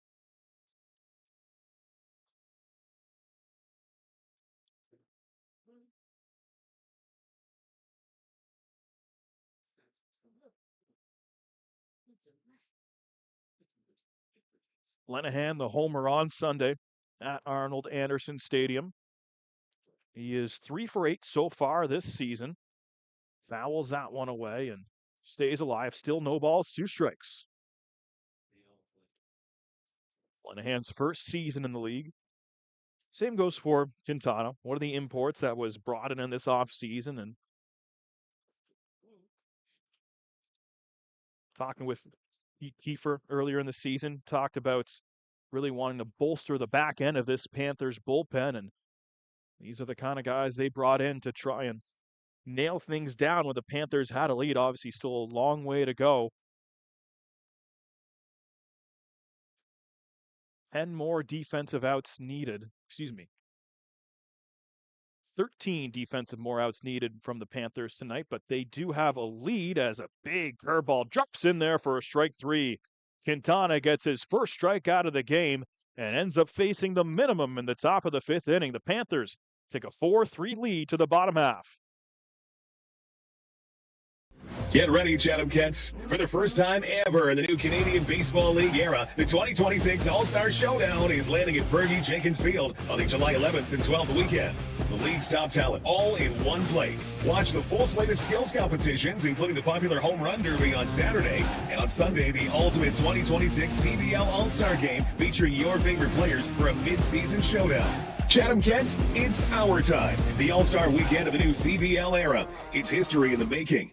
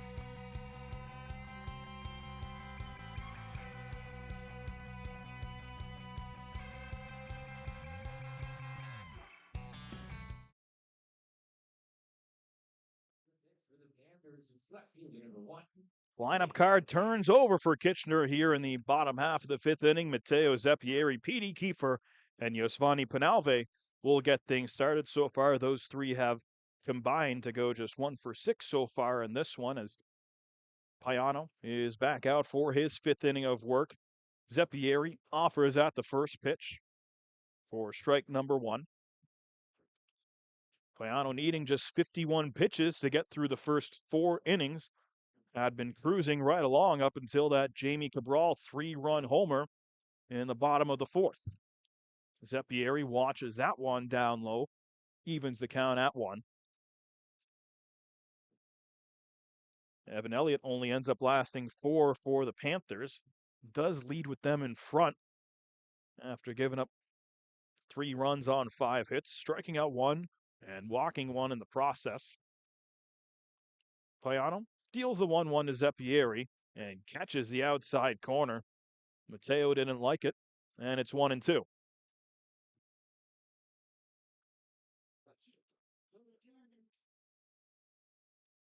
Still 2-0 well in that game in the top of the 4th inning.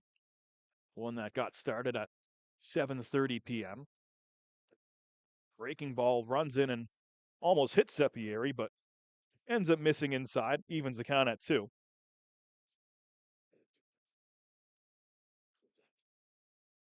Vincent Zeppieri joining this team midway through last year, joined for the final 22 games of the season. Finished with a .964 OPS, so a lot of pop in that bat. We saw that in his last at-bat when he hit a double. Big swing that time, fouls it off, and stays alive. After tonight, it is off to Barrie on Saturday for Kitchener, and then back home less than 24 hours later to take on the Jackfish. And then they get the 3 days off before the real gauntlet starts. 4 games in 4 days, all starting with London at home here next Thursday. They then go for 2 on the road. They go to Chatham at Guelph, and then take on the Cardinals to wrap up that 4-4 stretch. So Zeppieri, good job to work the count full. Here's the payoff. That one's drilled to center field. Caro giving chase. Can't get there. Takes a spill in the process as that goes all the way to the wall. Zeppieri round second. He's flying into third base and will get there without a throw. Matteo Zeppieri, a double and a triple, and the Panthers have the leadoff run just 90 feet away.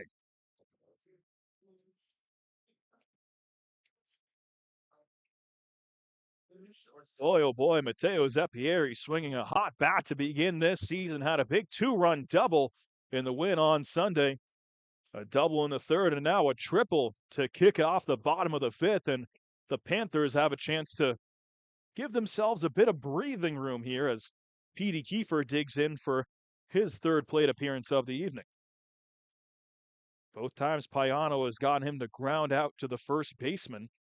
And you see now the infield playing in. The Majors want to keep this a 1-run game. First pitch misses low. They do check, and no swing from Kiefer on that one.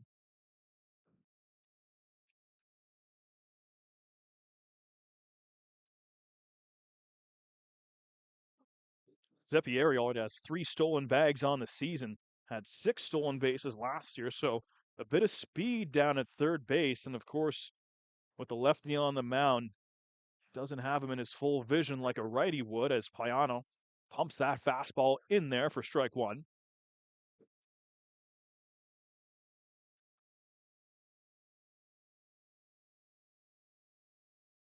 Kiefer, as mentioned before, a massive game on Sunday, went 3 for 4, drove in 5 runs in his first multi-homer game in a Panthers uniform. Also was hit by a pitch in that game, so he reached base safely 4 different times. Has yet to come through tonight, but a big opportunity here. Hard hit ball in the infield, good chance it gets through with the infield playing in, and of course a medium depth fly ball to the outfield also cashes in around a broken bat. Tough luck there for Kiefer, easily to the second baseman Bernie, who flips to first for out number 1, and Kiefer is retired. Zeppieri stays put at third base, and there's 1 down.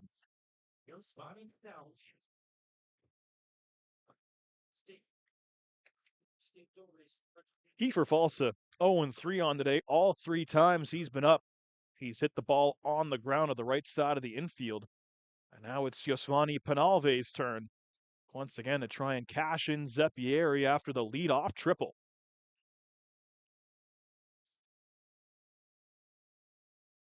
Penalve, the middle, that gets past the drawn-in infield. Walking home is Zeppieri. It's an RBI single for Yosvani Penalve, and it is 5-3 Kitchener.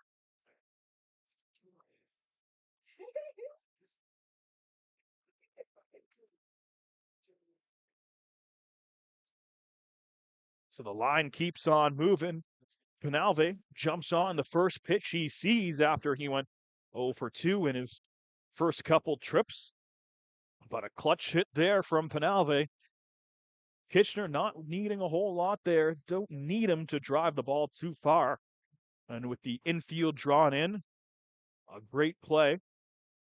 Great heads-up play from Penalve just to put that one in place. Shoots it right back up the middle, and the RBI single makes it 5-3 Panthers. So count that as the second mound visit that the Majors have had tonight. Payano, of course, coming off a dynamite start in the season opener. 5 innings pitched Friday against the Baycats, did not allow an earned run, only gave up 3 hits. Tonight, he has allowed 6 hits to the Panthers and 5 runs. Make that 8 Kitchener hits. That one drops in there for strike 1 to Zane Scansey, who has struck out in his first 2 at-bats, so Payano has had his number. First time Scansey is at the plate today with a runner aboard. That's Penalve over at first base, fresh off the RBI single. Here's the 0-1. Penalve is running. Throw down to second from Deolio. Get him on a hop. And a beauty throw to get Penalve at second. There's 2 away.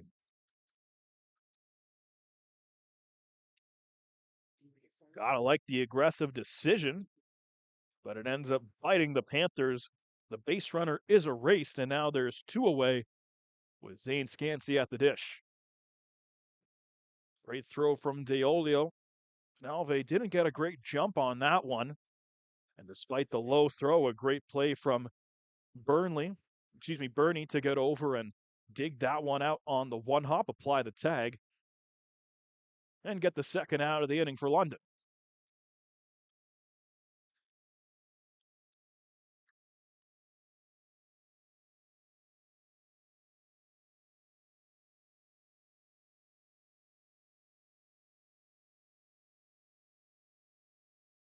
Down to the 2-1. That one misses upstairs, and Scansey works himself into a hitter's count.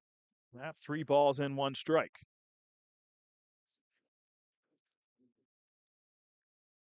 Payano now up to 67 pitches in the ball game, 16 in this inning alone. The 3-1.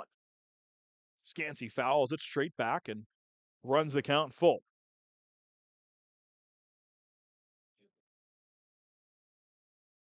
Zach Laird is up and warming for the Majors in their bullpen. He came in relief the last time Payano pitched. That was last Friday against Barrie. He ended up getting the win in that game, did Laird. Scansey flies that one to right center field, heading back towards the wall, and it is off the bottom of the wall. Scansey digs into second, and he's there standing up with a 2-out double. And that kind of makes the hot stealing hurt even more. Penalve most likely would have come in to score on that play, would have given the Panthers a 3-run cushion, but nonetheless, Scansey is aboard and in scoring position with 2 down.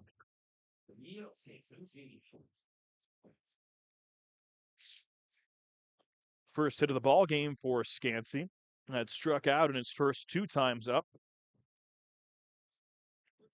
And as mentioned earlier, the Panthers with 3 lefties at the top of their lineup. From there, the last 5, they're all either right-handed hitters or the switch hitter here in Yasuke Fuji. So matchups that should all favor Kitchener for the rest of the batting order.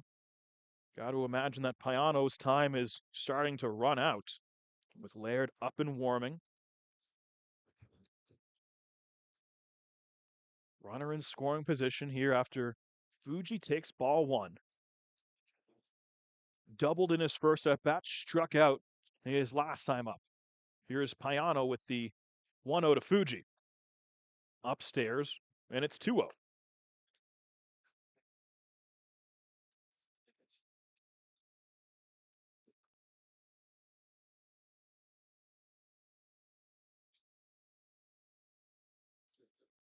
Payano was only handed the loss in 4 starts last year.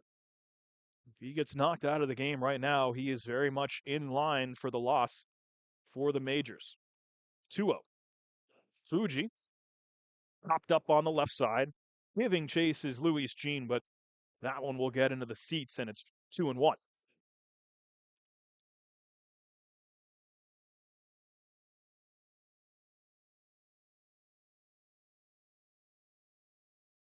And Fuji broke his bat on the play, so needs a new piece of lumber. See there, Deolio getting a small piece of wood that was just a couple feet in front of home plate. So shards went flying on that one, and Fuji goes for a new piece of lumber with 2 out, and it is another big at bat, both for the Panthers and for Victor Payano. Of course, Payano trying to get out of this jam and get those 5 innings under his belt. If he can get out of this and the majors score 3 in the top half, then they could put him in line for the win if they can wait that long to put Zach Laird in.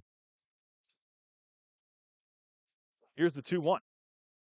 Fuji out in front of it, popped up, but that'll head back and out of play.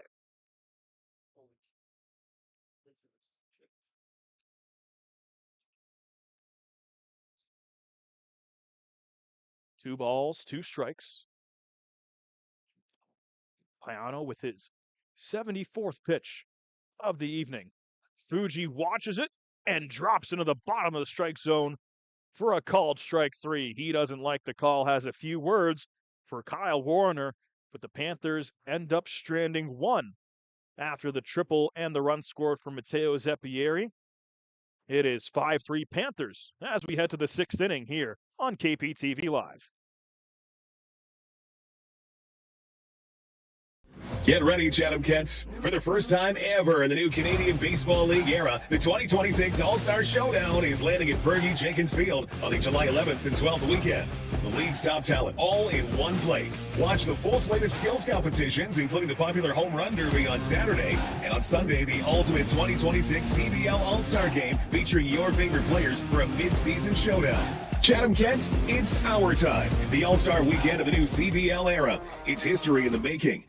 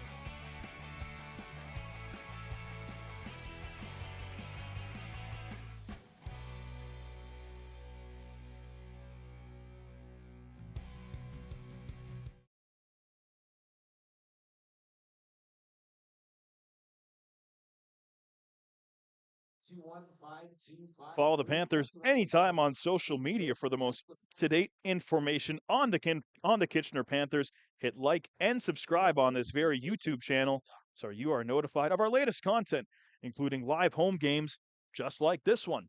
We're into the top half of the sixth inning. It's a 5-3 Kitchener lead here at Jack Couch Park. Deolio for the third time tonight. He's 0 for 2 so far. Did gun down Yosvani Penalve trying to steal second base in the fifth inning. A huge out after Scansey doubled the very next at bat. So would have scored Penalve and made it a 6-3 Panthers lead. But instead, we stay where we are. Kitchener up 5-3. Samuel Quintana is out for his second inning of relief work. Here's the 1-1. Fouled hard down the first base line. Runs the count to 1-2.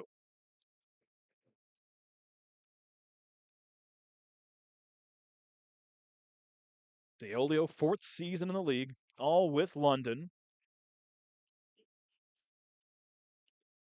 Has 30 homers in his 113 career games with London. Fouls that one. That caught Junior Ibarra's mask. And, of course, Deolio catcher himself, he understands more than anyone. So plate umpire Kyle Warner will go out and give Ibarra a chance to recollect himself before the 1-2 pitch happens once again.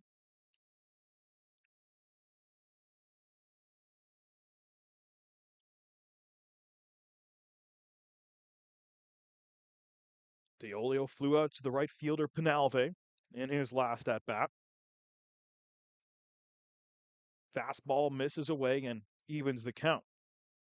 Quintana walked the first batter he faced last inning. That was the leadoff man, Michael Escato. But then ended up picking him off after he broke for second just a bit too early, then retired the next two hitters. Big breaking ball, and it's back-to-back strikeouts for Samuel Quintana, and there is one away here in the sixth. Eduardo Deolio down by way of the K. So Quintana has 2 strikeouts. Remember, Elliott, in his 4 innings of work as a starter, only had 1 tonight, but did hold the majors to just the 1 earned run, so has put Kitchener in a position to win this game. But it's going to take some work from the bullpen. They still have 11 outs to get. And now the next hitter is Starling Joseph, who is also 0 for 2 tonight. Struck out swinging his first time up and then grounded out in his second at-bat.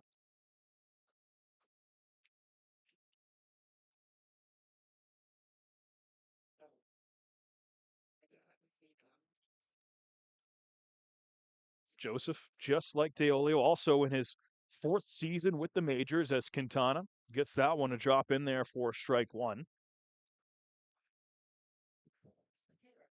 5 innings in the books from the major starter. Victor Payano got a no decision his last time out despite putting himself in line for the win. Tonight he would be in line for the loss unless the majors have something to say about it. Check swing, and he went around. Starling Joseph falls behind on the count, 1 ball, 2 strikes.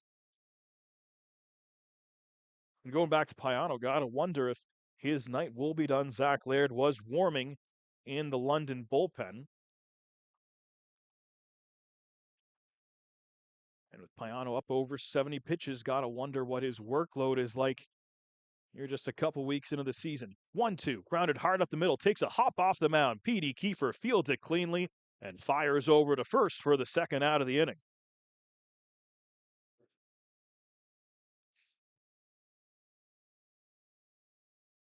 Number 27, Tucker.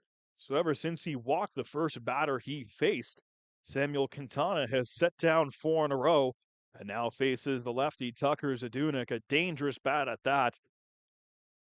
Hit a solo bomb his last time up, a shot to left center field that put the majors on top 3-1. That was in the top half of the 4th inning. Of course, the Panthers have scored 4 runs of their own since then to take the lead, but regardless, a lefty-lefty matchup here, so it's what you want if you're Pete Kiefer and the Panthers. As Quintana misses that first pitch.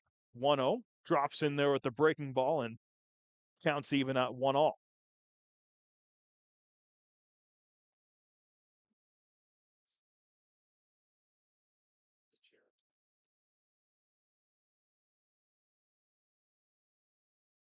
That one's grounded on the right side. Scansey gives chase, gloves it down over to first, and a magnificent 1-2-3 inning for Samuel Quintana. Gets the majors in order, and the Panthers maintain that 2-run lead as we head to the bottom of the 6th inning.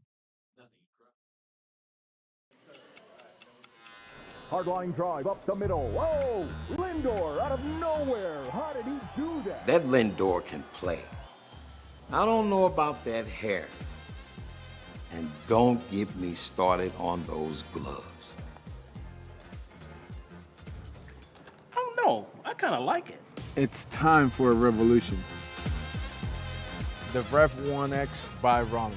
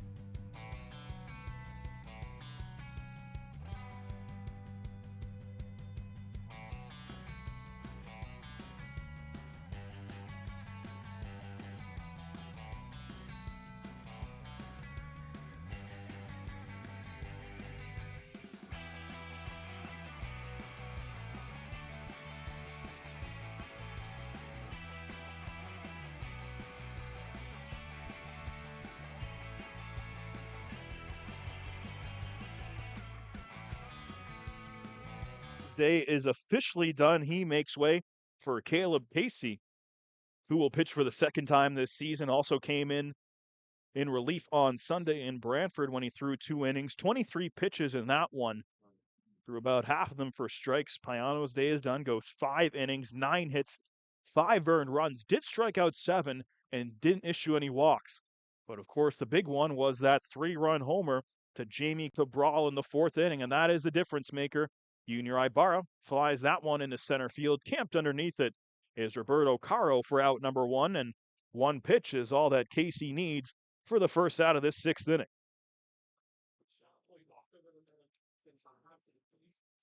Payano ends up throwing 74 pitches on Thursday night, 52 of them for strikes, so very efficient work. Gets 22 whiffs in the process, but of course the hard contact. Gave up 5 extra base hits, a couple doubles, the triple to Mateo Zeppieri that allowed the Panthers to make it a 2-run cushion in the bottom of the 5th inning as Malik Williams is up for his 3rd at-bat. He's 2 for 2 today. He's got the first 2 down on his way to a cycle. A single, double, and scored. Skied into right. Getting back. The wall, and it's out of here. Go Malik Williams. That ball just kept on carrying. He's now 3 for 3, and the solo shot makes it 6-3 Panthers.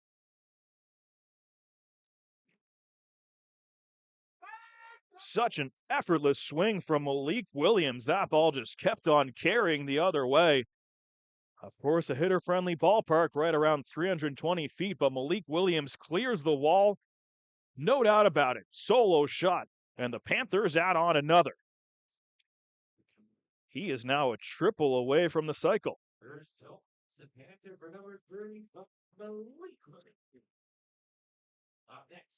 So Caleb Casey gets Junior Ibarra on 1 pitch, but Malik Williams all over that high breaking ball. Casey hung it, and Williams took him the other way for a solo shot. It's 6-3. That pitch up and in to Jamie Cabral, who backs off for ball 2. Cabral, of course, with the big pop in his last AB. The 3-run shot put the Panthers in front for the first time tonight. 2-0. Cabral waves and misses at the fastball. Mentioned earlier, the Panthers, their first 3 hitters all lefties, and then everyone from 4 through 9, either a right-handed hitter or a switch hitter. That, of course, by design with Payano on the mound here tonight, the lefty. Now, London, the first move they make out of the bullpen, no surprise, it's a righty in Caleb Casey. Ends up giving up a home run to a right-handed hitter. And now he's got a 2-2 count to Cabral. Fouls it straight back and stays alive.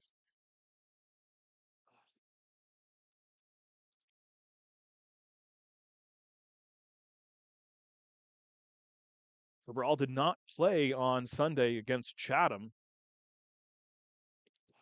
Did get some action in the season opener in Toronto, and then 1 for 5 in the game against Hamilton 6 days ago. That, of course, is his first homer in a Panthers uniform. Cabral swings and misses on that pitch in the dirt. Deolio guns it down to first, and there's 2 away. First strikeout of the night for Caleb Casey, and now he gets the number 9 hitter and Rafi Gross, who steps in for his third at-bat. 0 for 2 so far tonight is Gross. Struck out back in the third and then grounded out to third in his next time up.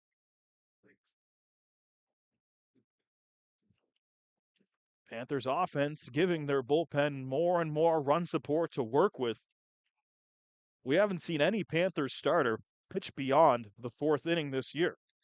And that stayed true tonight with Evan Elliott only pitching the 4 innings, giving up the 3 runs. Now Samuel Quintana, if he takes the mound for the top of the 7th, he's going to have a 3-run cushion to work with and would also be in line for the win.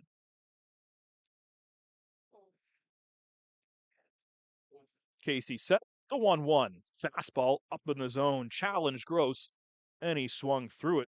Falls behind on the count 1-2.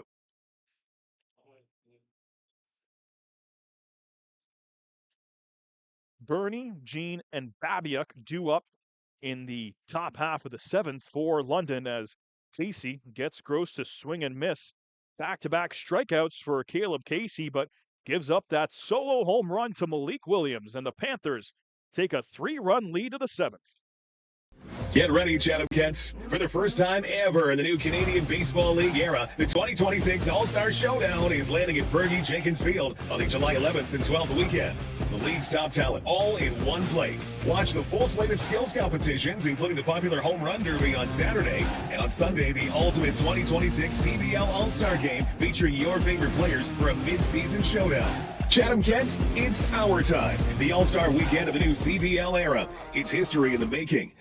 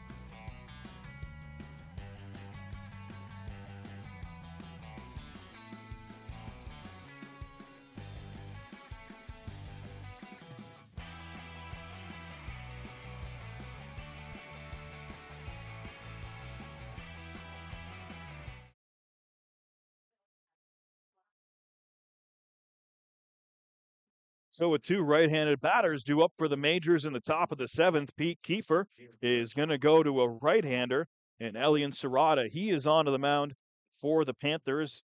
Quintana works just the 2 innings, does not give up a hit or a run, strikes out 2, and issues just the 1 walk, of course, the first batter he faces. So good relief appearance from Samuel Quintana, and now makes way for Elian Serrata. Pitching in his second game of the season for the Panthers. First batter he faces is Jarrett Burney. Fastball misses inside for ball 1.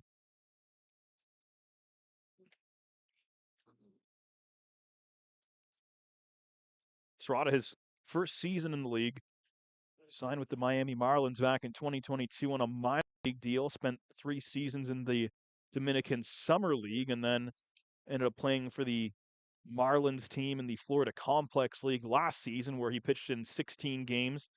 Did have his troubles, a 7.79 ERA and a 2.01 walks and hits per innings pitched. Has had just the 1 appearance this season. He pitched in relief in Hamilton last week, pitched 2 innings, and ended up working himself into a bit of a jam.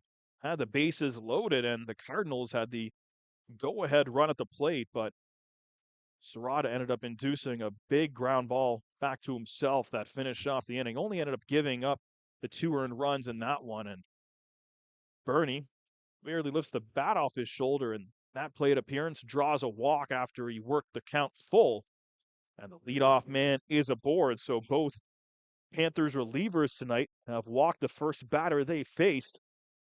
Now, obviously, Kitchener is hoping that Elian Serrata can do exactly what Samuel Quintana did after he walked the leadoff batter.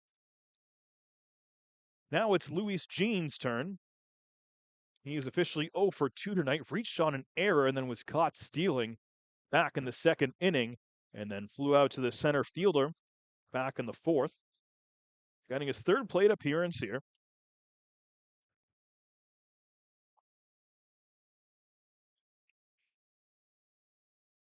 Serrata checks on the runner at first. Deals the 1-0, and that is well outside. That one hit the dirt and skipped in the opposite batter's box. Taking a big turn at second base is Jarrett Burney, but he will hold up there as Ibarra has to go a long way to chase that one, and he's going to take the opportunity to talk things over with Elian Serrata.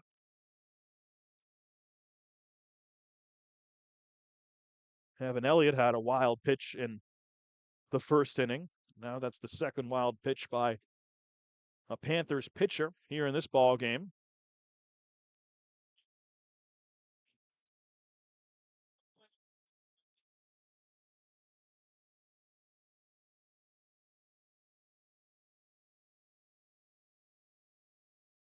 In those 2 innings he pitched against the Cardinals, Serrata threw 37 pitches, just 17 for strikes. He had 4 walks in those 2 innings of work. So the control a bit of an issue here in his first couple innings pitched in a Panthers uniform, but still got a 3-run cushion here. And considering how dangerous the top of this majors lineup is, they're set to get at least 1 more time through the top of the order. That one runs way up high. Luis Jean just gets out of the way.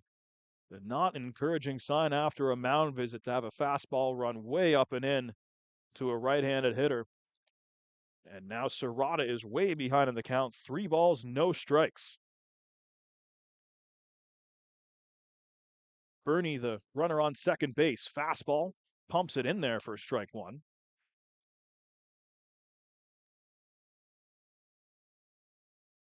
The stuff in the velo is certainly not a concern for Serrata here in his young season with the Panthers. The command, though, a bit of a concern early on. Here's the 3-1, and that one misses in the dirt. And a 5-pitch walk. Back-to-back free passes issued by Serrata, and the majors will bring the tying run to the plate.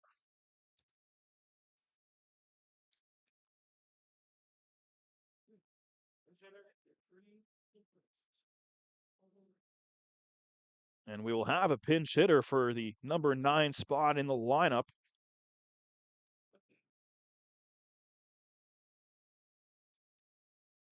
It was Jaden Babiak's turn in the lineup, but instead, Roop Chanderdad is going to make the move. He's going to go with David Dreers, who steps in as a pinch hitter. second time that he's pinch hit in this season. Got an at-bat Sunday in Brantford and ended up hitting a double.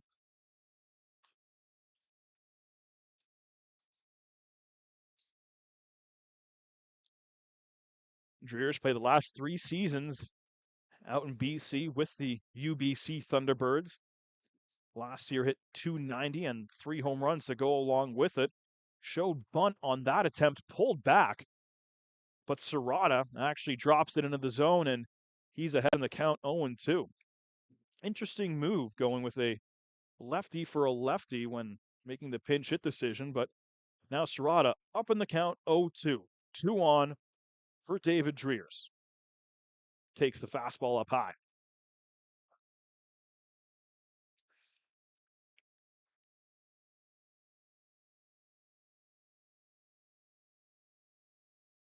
Dreer's first season in the league, 48 games last year with the Thunderbirds. Check swing, did he go? No, he did not, and evens the count.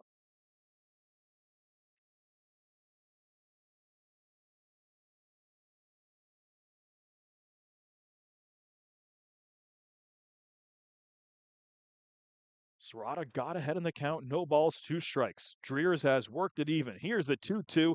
Swing and a foul ball heads to the backstop, and that one caught Ibarra on the way by. His mask goes flying.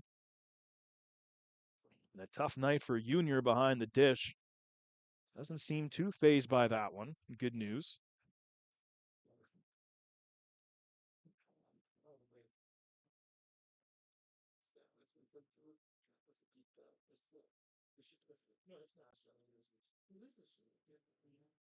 Serrata again with the 2-2 to Dreers.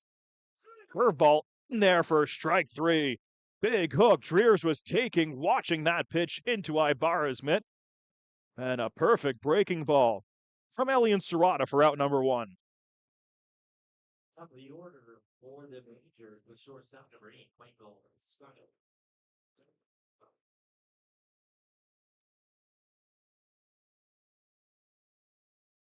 Third strikeout in a Panthers uniform for Elian Serrata, his first here in Kitchener, and there's 1 away.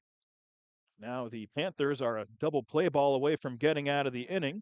That breaking ball catches the outside corner for strike 1 as Michael Escato is back up for his 3rd time tonight.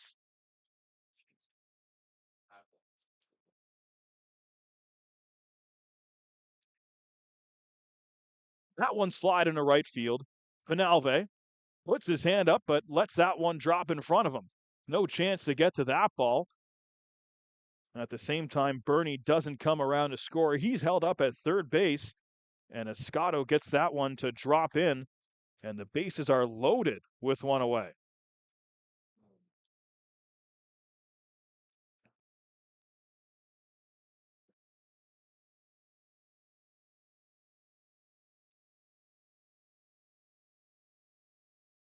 So 2 walks, and then the single given up so far from Elian Serrata.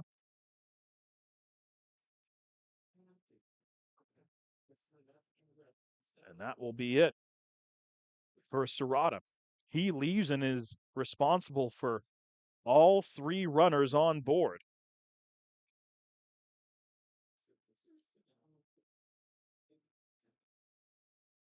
Loads the bases and now makes way for Jake Liberta, who will make an appearance for the 2nd time in as many games.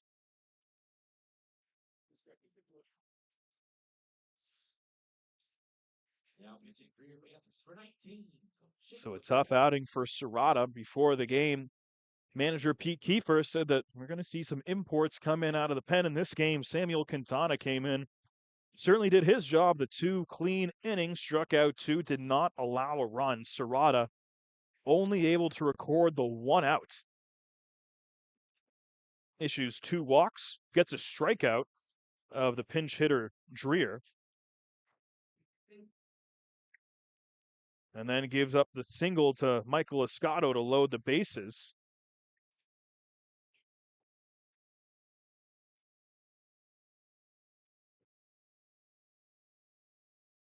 And And he warms up here, Jake Liberto, the lefty. So the Panthers started with the righty, Elliott. They go to the lefty, Quintana, and then bring in Serrata. And now it's time for the second lefty of the night for the Panthers pitching staff, number 19, Jake Liberto.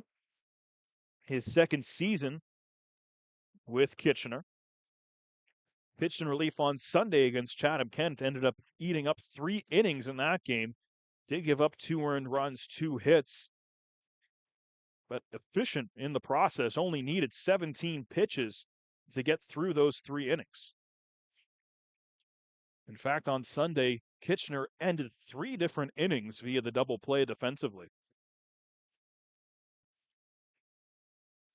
Warm-up pitches are done, and that makes way for Roberto Caro, who is up for his 4th plate appearance of the ball game. Single, doubled, and then was retired for the first time in his last trip to the plate. That was when Quintana struck him out. So now a tough task for Jake Liberto. Comes into the game with the bases loaded and only 1 away. First batter he faces is Roberto Caro. Fastball in there for strike 1.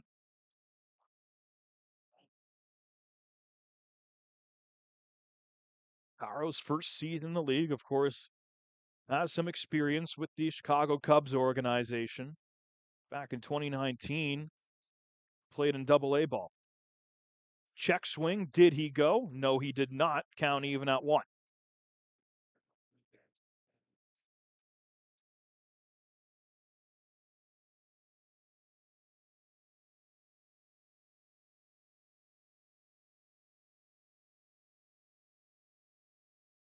Panthers infield playing back, of course, with a 3-run lead. They're looking for a double play to get out of the inning. That one's popped up. Ibarra gives chase momentarily, but that one will go out of play for strike 2.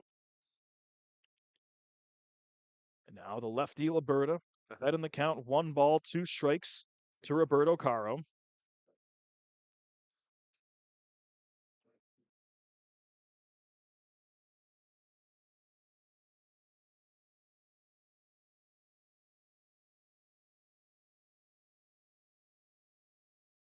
Here's the 1-2.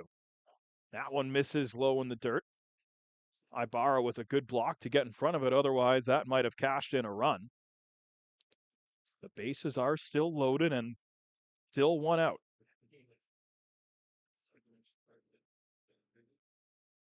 Majors scored 3 runs in the first 4 innings of the game, but have not been able to scratch anything across since.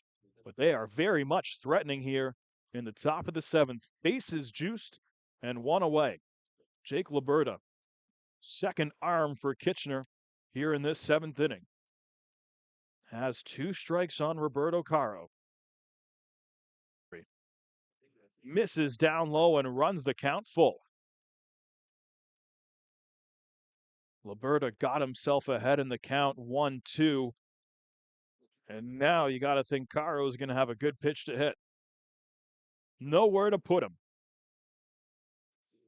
Escato, the runner, at first. Gene at second. Bernie at third. 3 balls, 2 strikes. In there for strike 3. Fooled him with the breaking ball, and there's 2 away.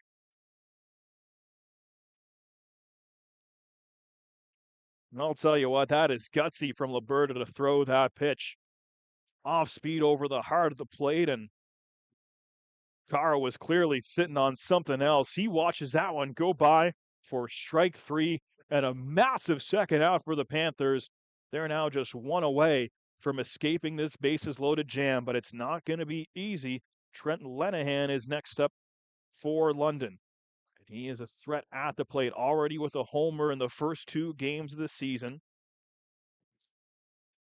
0 for 1 tonight. Did hit a sac fly his first time up, walked in the 3rd, and then went down looking after Samuel Quintana got him to end the 5th. Here with the bases loaded. 0-1 from Liberto. Just misses on the outside corner. Good fastball location, but evens the count at 1.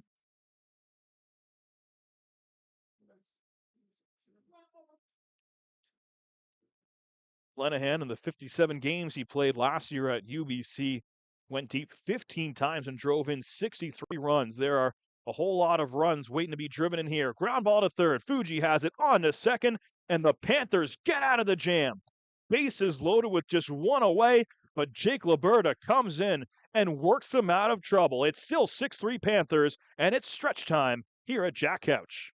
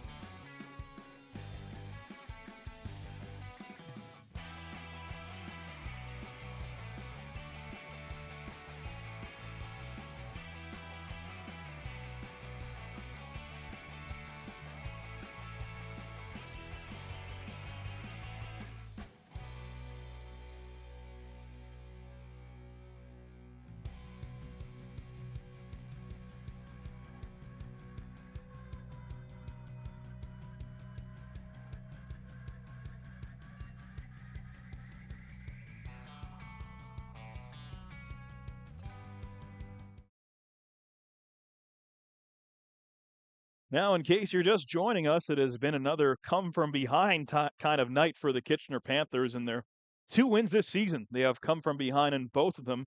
If they are going to hold on tonight, then that will be the case once again. The Majors got things started with a sac fly from Trenton Lenahan in the top of the first. The Panthers responded. Yasuke Fuji hit a double and then came around to score on a Malik Williams RBI single in the bottom of the second. Majors jumped right back out in front in the third with the RBI double from Roberto Caro.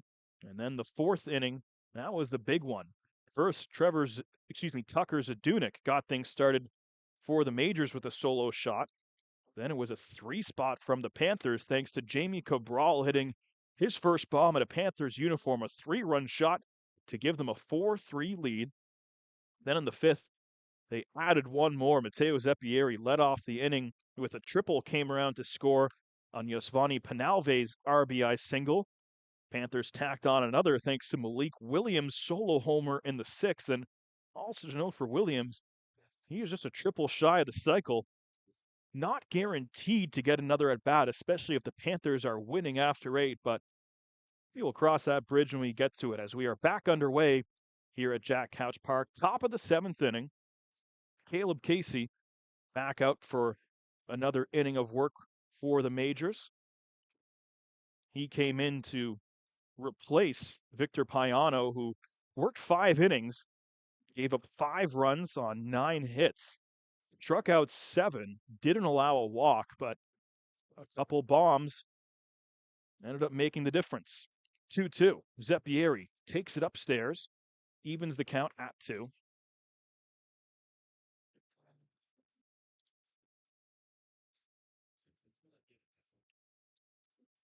Pete Kiefer waits on deck.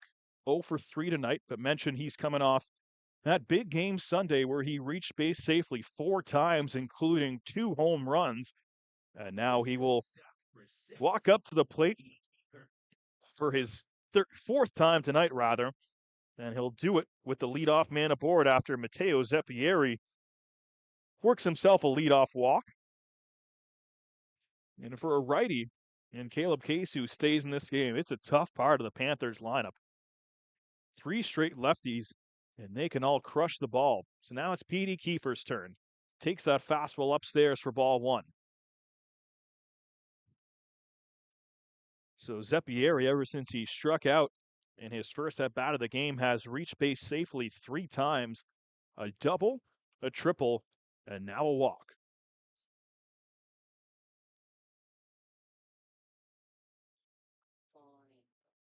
Kiefer lays off, and it's 2-0.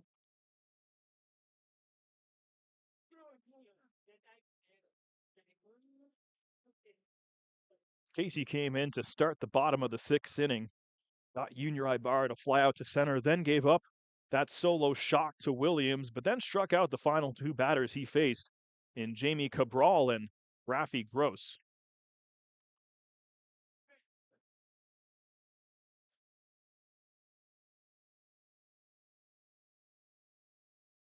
Zeppieri the runner at first, and Kiefer takes that one away, and a tough start to this 7th inning for Caleb Casey. Can't get that command under control. Already walked Zeppieri, and now he's thrown 3 straight balls to the Panthers shortstop Pete Kiefer and runs that one inside. A 4-pitch walk, and the Panthers get their first 2 batters aboard here to start the bottom half of the 7th.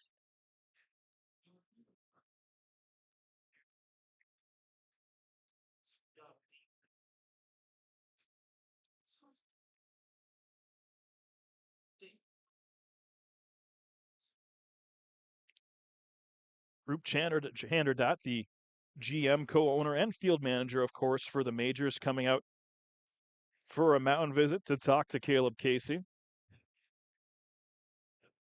Does not look like they're going to make a pitching change anytime soon. Just wants to talk things over and get his infield all on the same page here. The Majors are out of spot. They can't afford to give up too many more runs. Trailing by 3, and they're only going to have 6 offensive outs to work with. And the Panthers with a prime opportunity to stretch this lead even farther, as Yosvani Penalve now comes to the dish with 2 on. Penalve 1 for 3 on the day.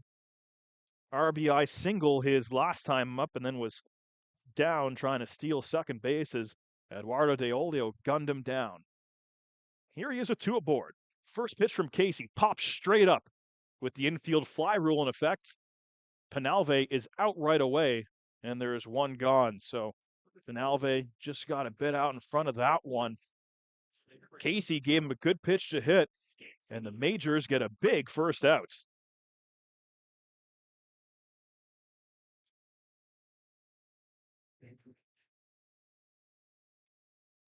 So the infield fly rule results in out number 1 of the inning after Penalve popped it straight in the air to the second baseman.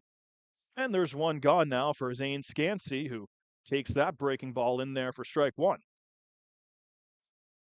Scansey doubled his last time up and was stranded, and a double that, if the Majors come back to win this one, it could really come back to hurt the Panthers, because he doubled in what probably would have scored Yosvani Penalve to make it a 7-3 Kitchener lead. That was after Penalve was caught stealing second base. So Scansey, 2 strikeouts and a double. Up for the 4th time tonight with 2 on. Zeppieri, the runner at second. That one stroked into right center field, but over to get it is Zadunik, makes the catch, tagging, and heading to third is Zeppieri. He'll get there, but there's 2 away, and momentum starting to stall a bit after the Panthers drew a couple walks to start the inning. Now there's 2 gone.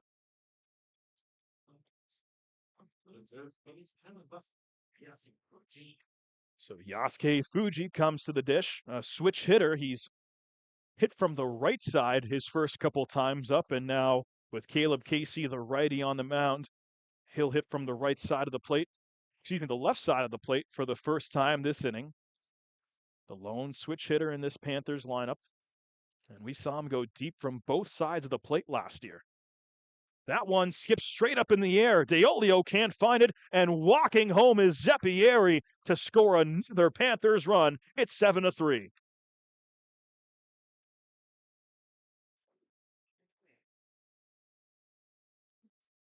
Caleb Casey seemed like he was oh so close to getting out of the jam, walked a couple batters, got 2 big outs, and then throws that one in the dirt. Coming in to score Zeppieri. Down to second goes Kiefer.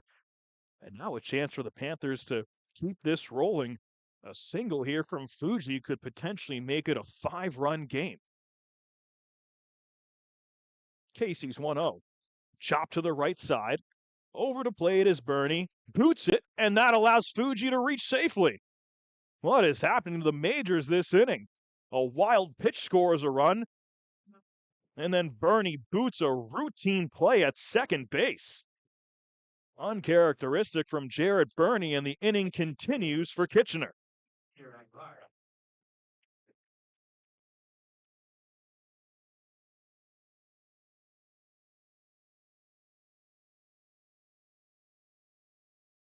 Each team now with an error in the game. Earlier it was Pete Kiefer who had the error. It didn't come back to bite the Panthers when it was all said and done, because there was 2 out, and Junior Ibarra ended up gunning down Luis Jean trying to steal second base. And speaking of Junior Ibarra, he is the batter here, up for his 4th time tonight. He is 1 for 3, singled and came around to score in the 4th. Other than that, he struck out looking and flew out to center field. Runners on the corners, and 2 away. It's a 7-3 Panthers lead.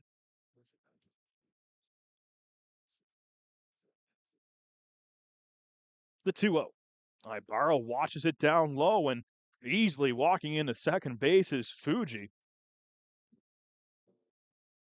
He was off and running on the pitch, and now there are 2 in scoring position. And 3-0. I don't know, but I think I'd almost just give Junior the free pass here and take your luck with Malik Williams. They'll groove that one in there for strike 1. First base is open. But Malik Williams is the one on deck. 3 for 3 and just a triple shy of the cycle.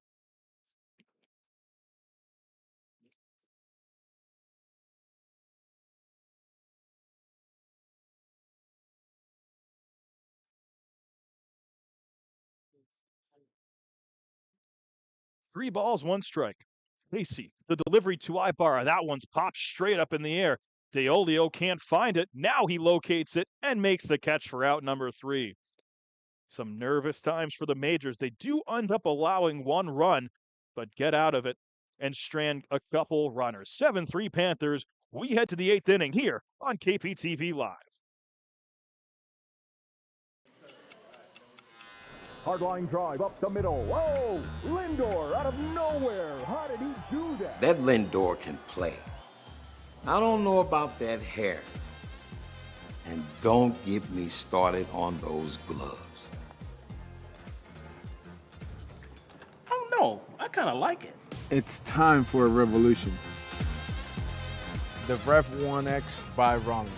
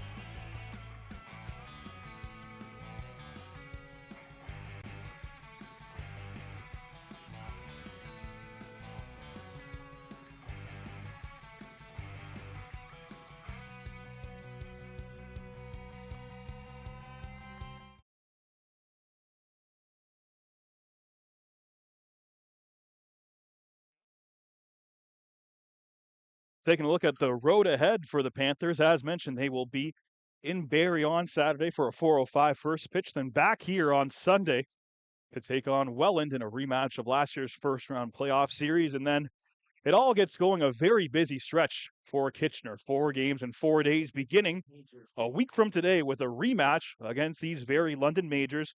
They've got them on Thursday, Chatham on Friday. That's a road game. So is Saturday against Guelph. And then right back here on Sunday to take on the Hamilton Cardinals. Actually, next Thursday, both teams will be kicking off a stretch of 4 games in 4 days. But back here we are in the 8th inning. Panthers with a 7-3 lead. They have scored in 4 straight innings. Swing and a miss by Eduardo De Olio for strike number 1. He is 0 for 3 tonight. Popped out to short his first time up, flew out to right, and then went down swinging while facing Samuel Quintana in his last at-bat. Liberta's 1-1 misses upstairs.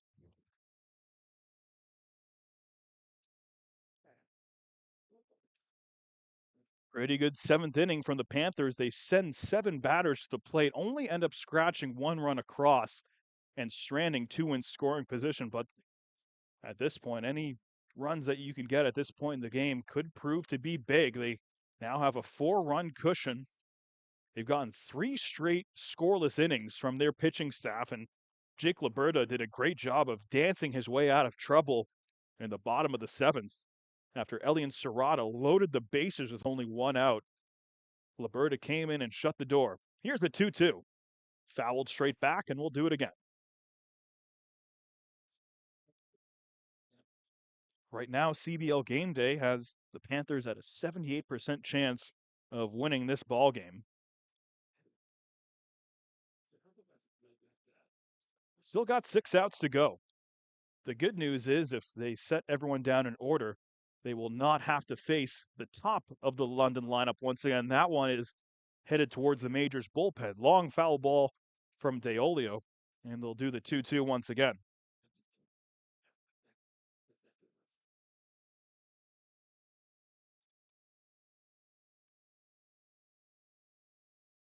Coming into this game, the only 2 undefeated teams left in the league are Welland and London. Right now, it looks like the Panthers are en route to handing London their first loss of the season, but still some work to do as Aolio chops that one in the right field and leads off the 8th inning with a single.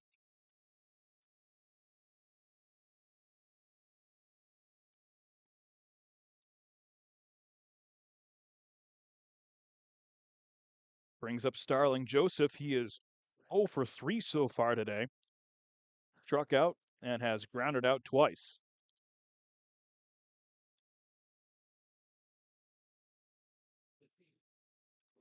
That one gets away from Ibarra, and able to walk down to second base is De Olio.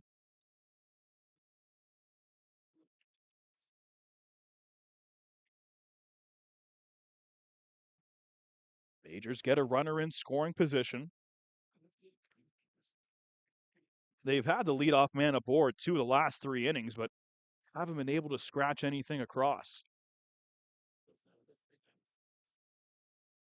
Liberta delivers, swing and a miss. Joseph out in front of that breaking ball evens the count. Joseph's 4th season in London. Very dangerous hitter. Last season had a 749 OPS and went yard 5 times on the year.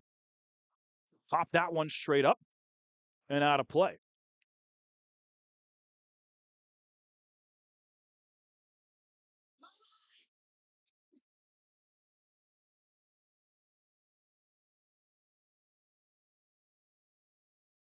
So Liberta, the lefty, facing 2 straight righties in De Olio and Joseph to start this 8th inning. Then it's Tucker Zadunik who is due up in the lineup, the lefty who has already gone deep in this game tonight.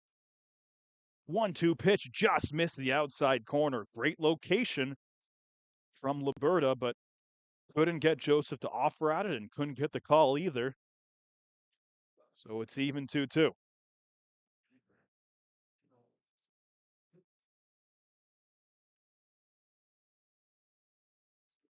Chop to the left side. Fuji looks the runner back to second, throws across the diamond, and Malik Williams has to dance over at first base, but makes the play for out number one.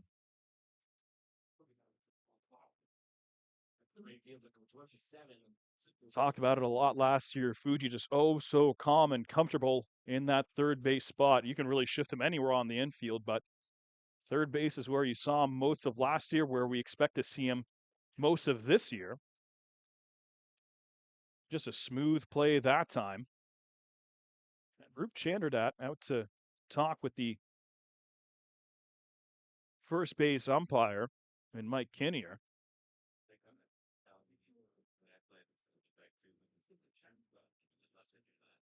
Now the three umpires getting together. I think Chanderdat might be saying that Williams obstructed the runner at first base, but the call will stand.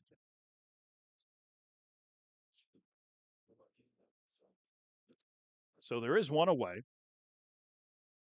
The runner Deolio remains put at second base, singled, and then advanced on the pass ball earlier. One down now for Tucker Zadunik.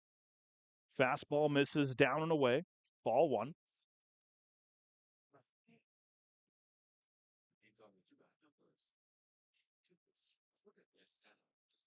Zadunik now with 4 hits on the season, and 2 of them are home runs.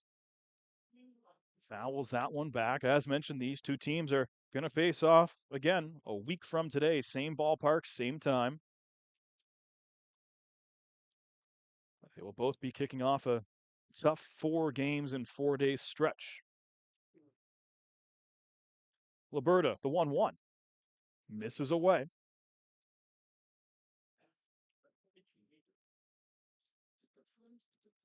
One other game in the Canadian Baseball League tonight. Welland still holding on to a 2-0 lead over the Baycats up at Athletic Culture Stadium.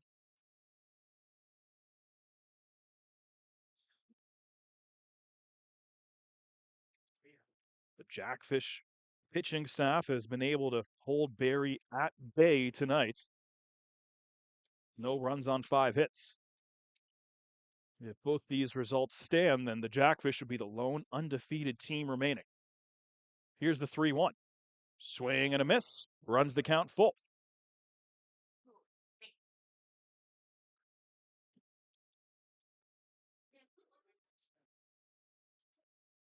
The Panthers would also be smack dab behind them for second place in the CBL at 3-1. The payoff pitch from Liberta. Fouls that one away, and we'll do it again.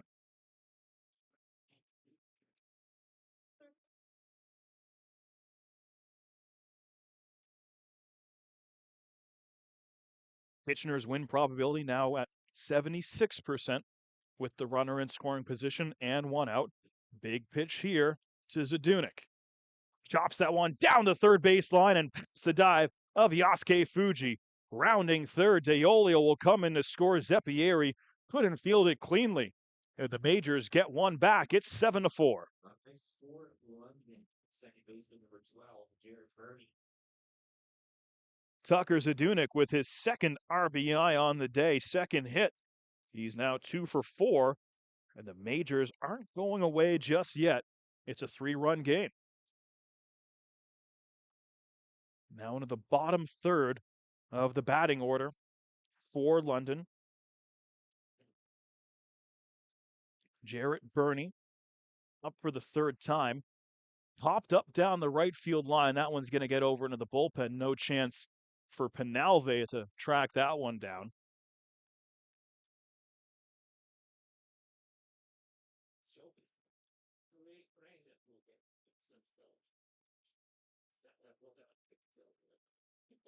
Burney committed an error at second base in the last inning.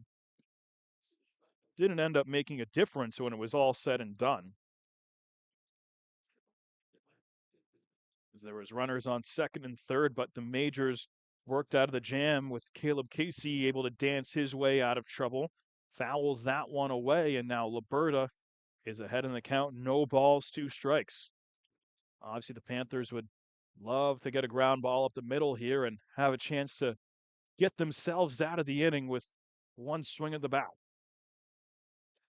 Zadunik, the runner out first. Here's the 0-2. Popped up down the right field line, drifting foul and out of play.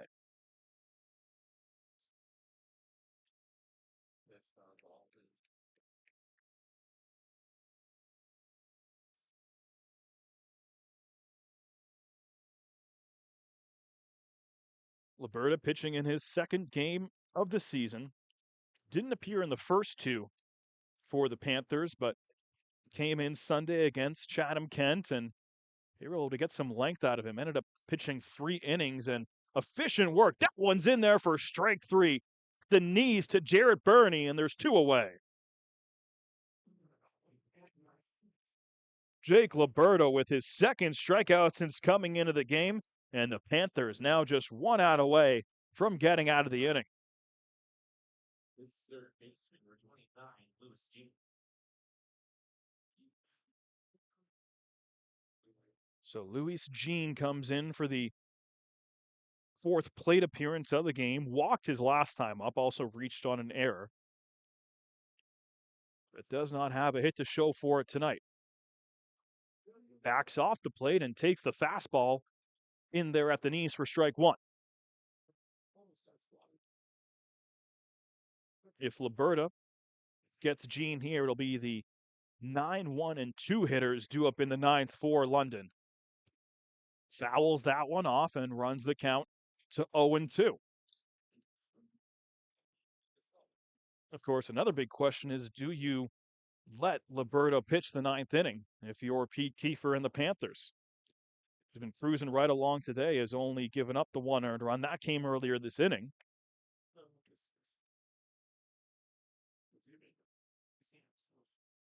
Now just 1 strike away from getting out of it. The 0-2. Skipped in the dirt.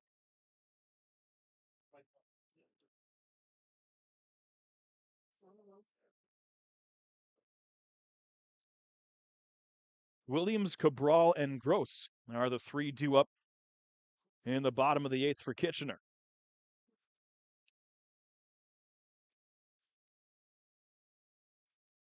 Here's the 1-2. Fouled straight back, and Jean stays alive.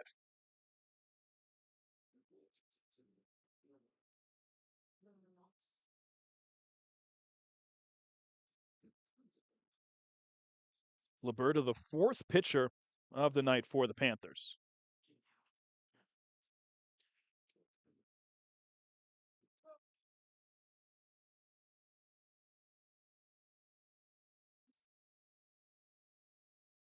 The 1-2 once again. Missed down low, gets away from Ibarra, taking off for a second and getting in standing up is Zadunik.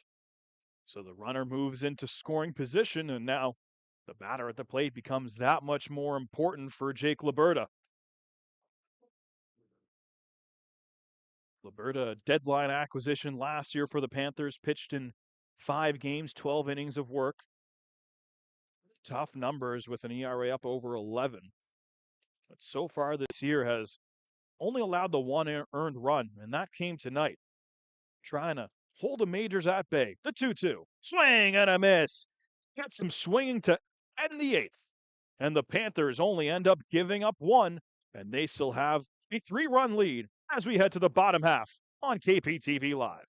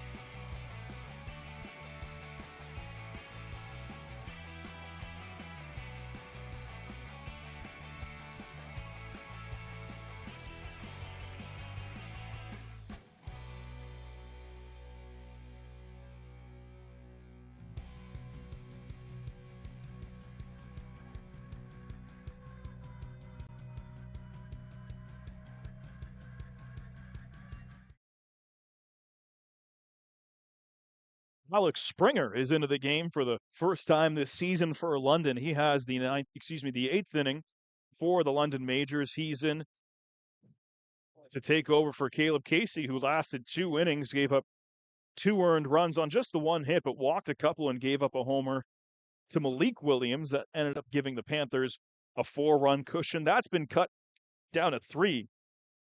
And now Josh Williams is into the game. He is pinch hitting for his brother Malik, who had himself a heck of a night. 3 for 3, a couple RBI, and including a homer. Will finish just a triple shy of the cycle. So here's Josh Williams to get the lefty-lefty matchup.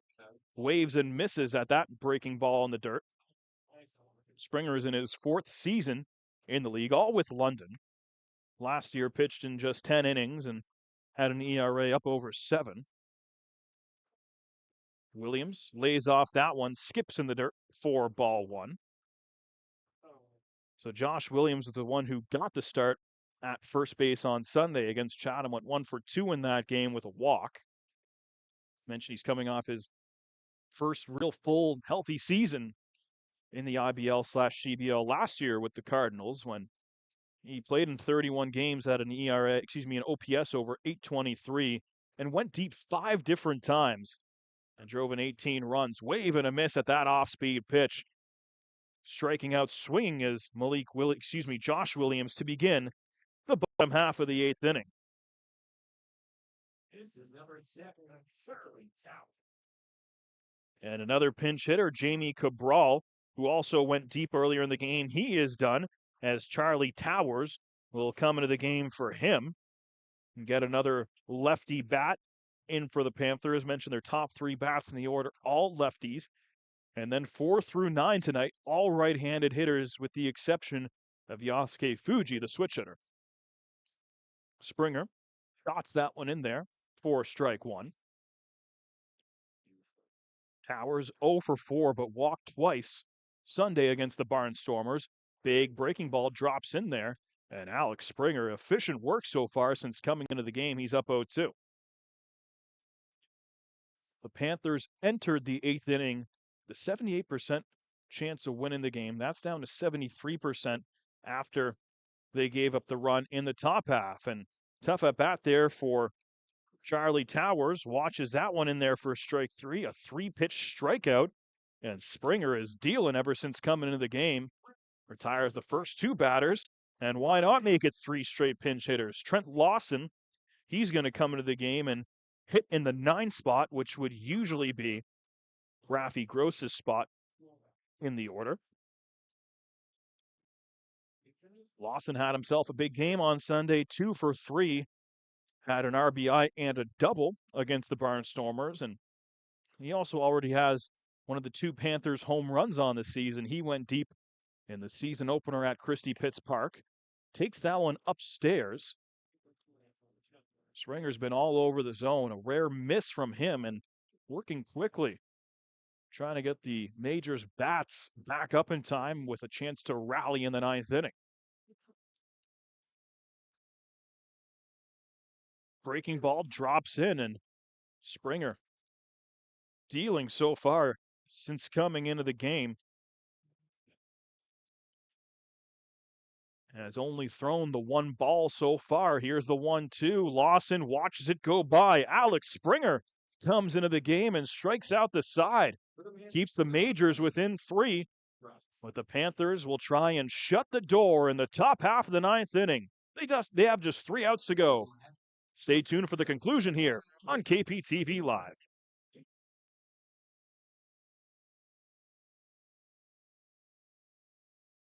Get ready, Chatham Kents. For the first time ever in the new Canadian Baseball League era, the 2026 All-Star Showdown is landing at Fergie Jenkins Field on the July 11th and 12th weekend.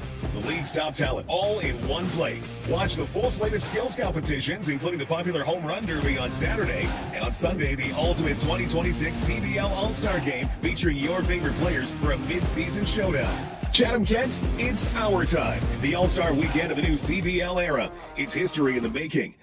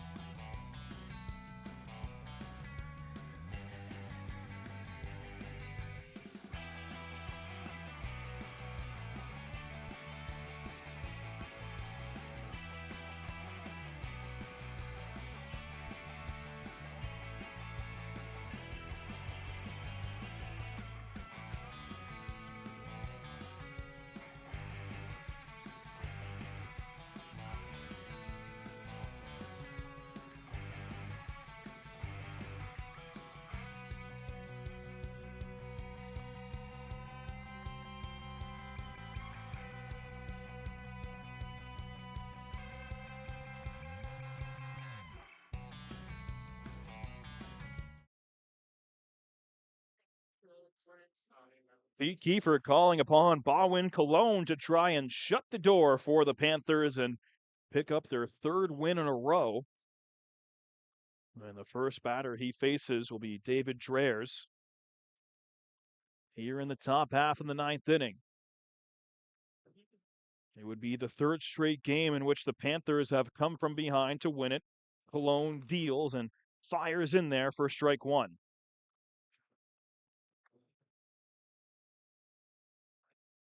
So he gets the lefty Dreers in his second at-bat of the game. He came in to pinch hit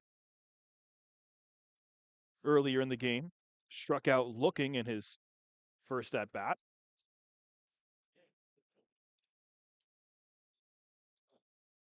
Drops that one in there, and Cologne ahead in the count. 1 ball, 2 strikes.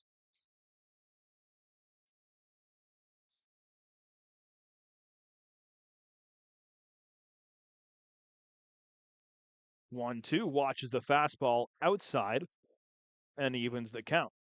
2-2.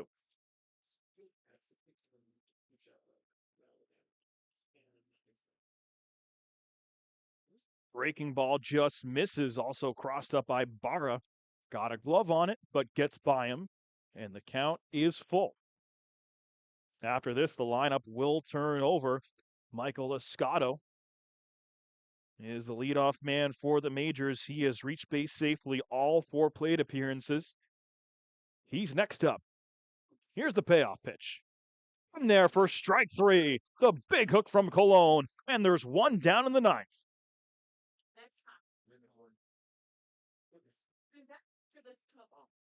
Big time pitch from Baldwin Cologne. In his third appearance with the Panthers, gets that one in there, and it's a strikeout. Cologne needed 22 pitches to get through the ninth inning against Chatham-Kent on Sunday. Another game where the Panthers were holding on to a big lead. They're up 5 going into the ninth inning of that game. Barnstormers ended up scoring 1. Swing and a miss. Heavy velo on the fastball, and Escato cuts through it. The count's 0-2. Shortstop number 8, Michael Escato.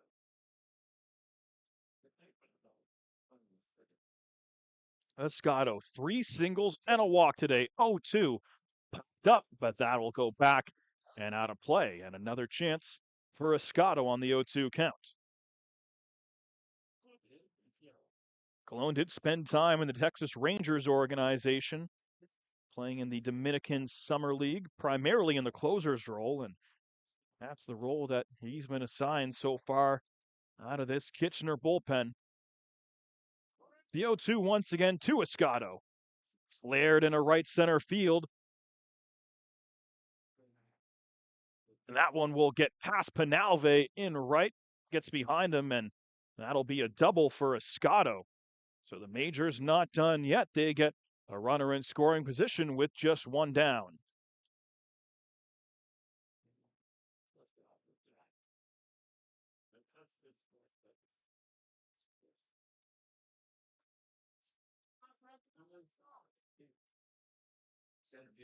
So apologies, that's actually Trent Lawson who's now in right field as Penalve shifted over to center after the last half inning.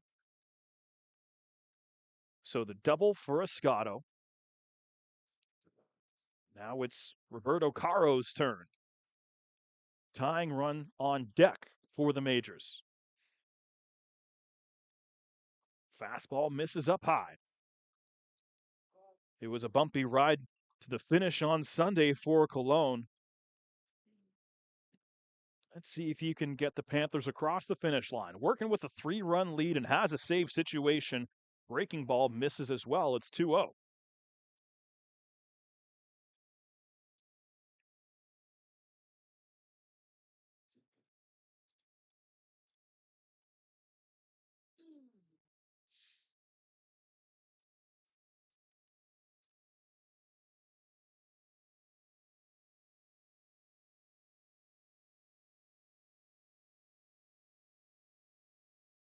Fouled back, and it's 2-1.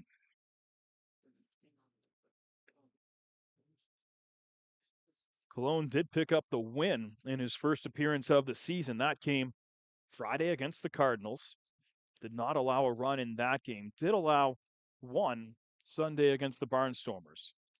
Now the 2-1.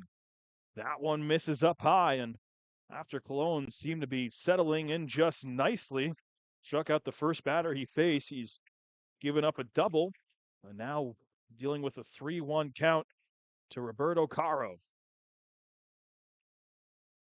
It's a hitter's count. Let's see what Cologne's got. That one's grounded up the middle. Takes a big hop on Kiefer, throws to first in time for out number 2. Oh, what a tough play, but Pete Kiefer stays with it all the way, and there's 2 gone.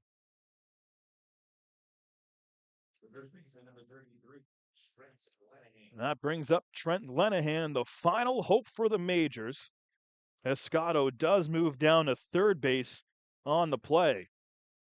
Now things are very much tilted in the Panthers' favor. One more out needed.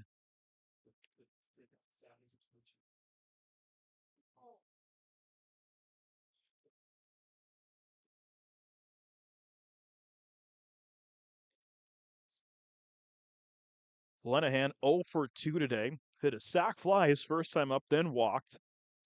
And after that, he struck out looking and grounded out in his previous plate appearance. Breaking ball misses outside. Counts 1-0.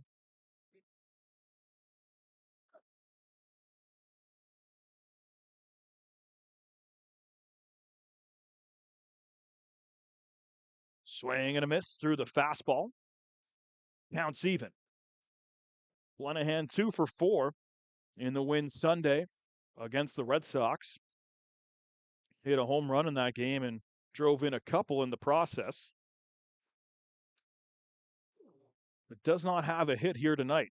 Reached base safely once, and of course the sac fly that put London on the board. And if this result stands, it would be the 3rd straight win for the Panthers, their 3rd straight come from behind win at that.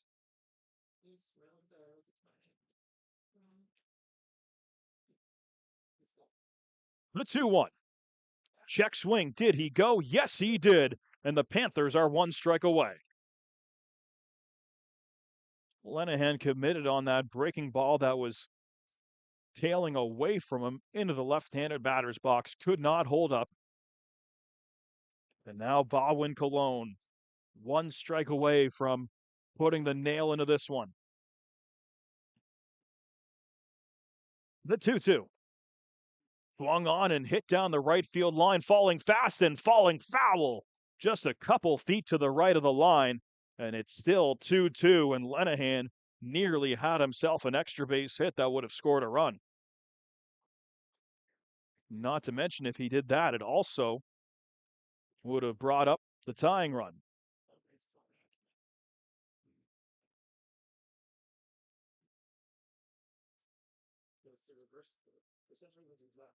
London won the first 3 games against Kitchener last year. The Panthers won the last 2 to only lose the season series by 1. Trying to start things off on a high note here in 2026. Time called by Lenahan.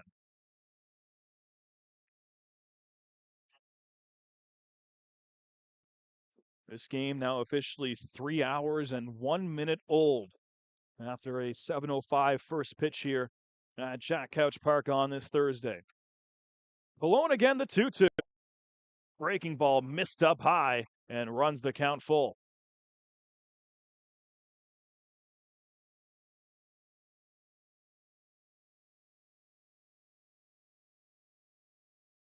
Lenahan, the big stature at 6'5". First season in the league, as mentioned, already with a homer. Trying to keep London alive. That one's popped up. Ibarra might have room over near the dugout and gets out of play. What an at-bat from Trent Lenahan, just fighting pitch after pitch to stay alive. And once again, Cologne will have a high-pressure pitch to make. A walk brings up the tying run. For Lenahan, anything but reaching base safely wins the game for Kitchener. The 3-2. Swing and a miss. Ibarra holds on, and the Panthers win it. 3 straight wins, something they didn't do all of last season. They take care of business and come from behind once again, this time beating the London Majors, handing them their first loss of the season and the first team in the Canadian Baseball League to 3 wins on the season are the Kitchener Panthers. They take down the Majors 7-4 on this Thursday night. We will step aside and come back to wrap this one up for you. Don't go anywhere. It's CBL Baseball on KPTV Live. Hardline drive up the middle. Whoa! Lindor out of nowhere. How did he do that? That Lindor can play. I don't know about that hair. And don't get me started on those gloves. I don't know. I kind of like it. It's time for a revolution. The Ref 1X by Rollins.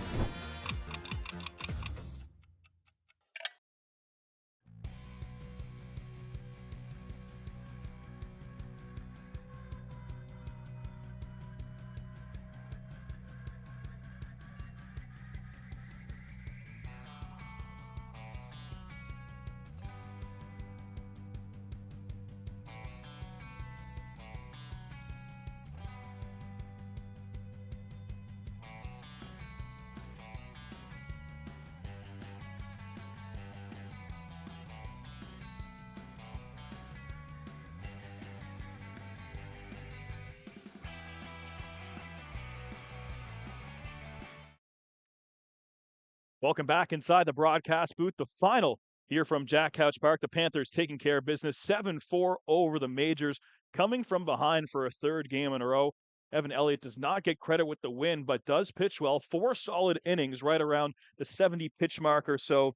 Gives up the 5 hits, the 3 runs. But the big blast of the game came from Jamie Cabral back in the 4th inning. A 3-run homer that was part of a 4-run frame for the Panthers. Gave themselves their first lead of the game. Malik Williams also goes deep. The 2nd homer of the night for the Panthers, his first of the season, so first in a Kitchener uniform. And after last year, where a season where the Panthers did not win 3 in a row all season, they've already crossed that off the list 4 games into this year. And they did so against a very good London team that finished tied for the 2nd best record in the Intercounty Baseball League a year ago, and did it against Victor Payano, a proven starter in this league who went 5 deep in the season opener, didn't give up an earned run, and the Panthers end up tagging him for 5 earned runs tonight. Solid team win for Kitchener. They end up with 7 runs on 10 hits, only commit the 1 error, but the 2 big home runs off the bat of Jamie Cabral and Malik Williams. That'll do it for our team here in Kitchener. We'd like to thank you for spending your Thursday night with us. The next home game comes Sunday when Kitchener is back in action here against the Welland Jackfish, a rematch of last year's first-round playoff series. The Panthers, of course, they do go to Barrie before then, and will try to keep the win streak alive. Thank you again for spending your Thursday night with us. I'm Ian Jodry, and good night from Kitchener.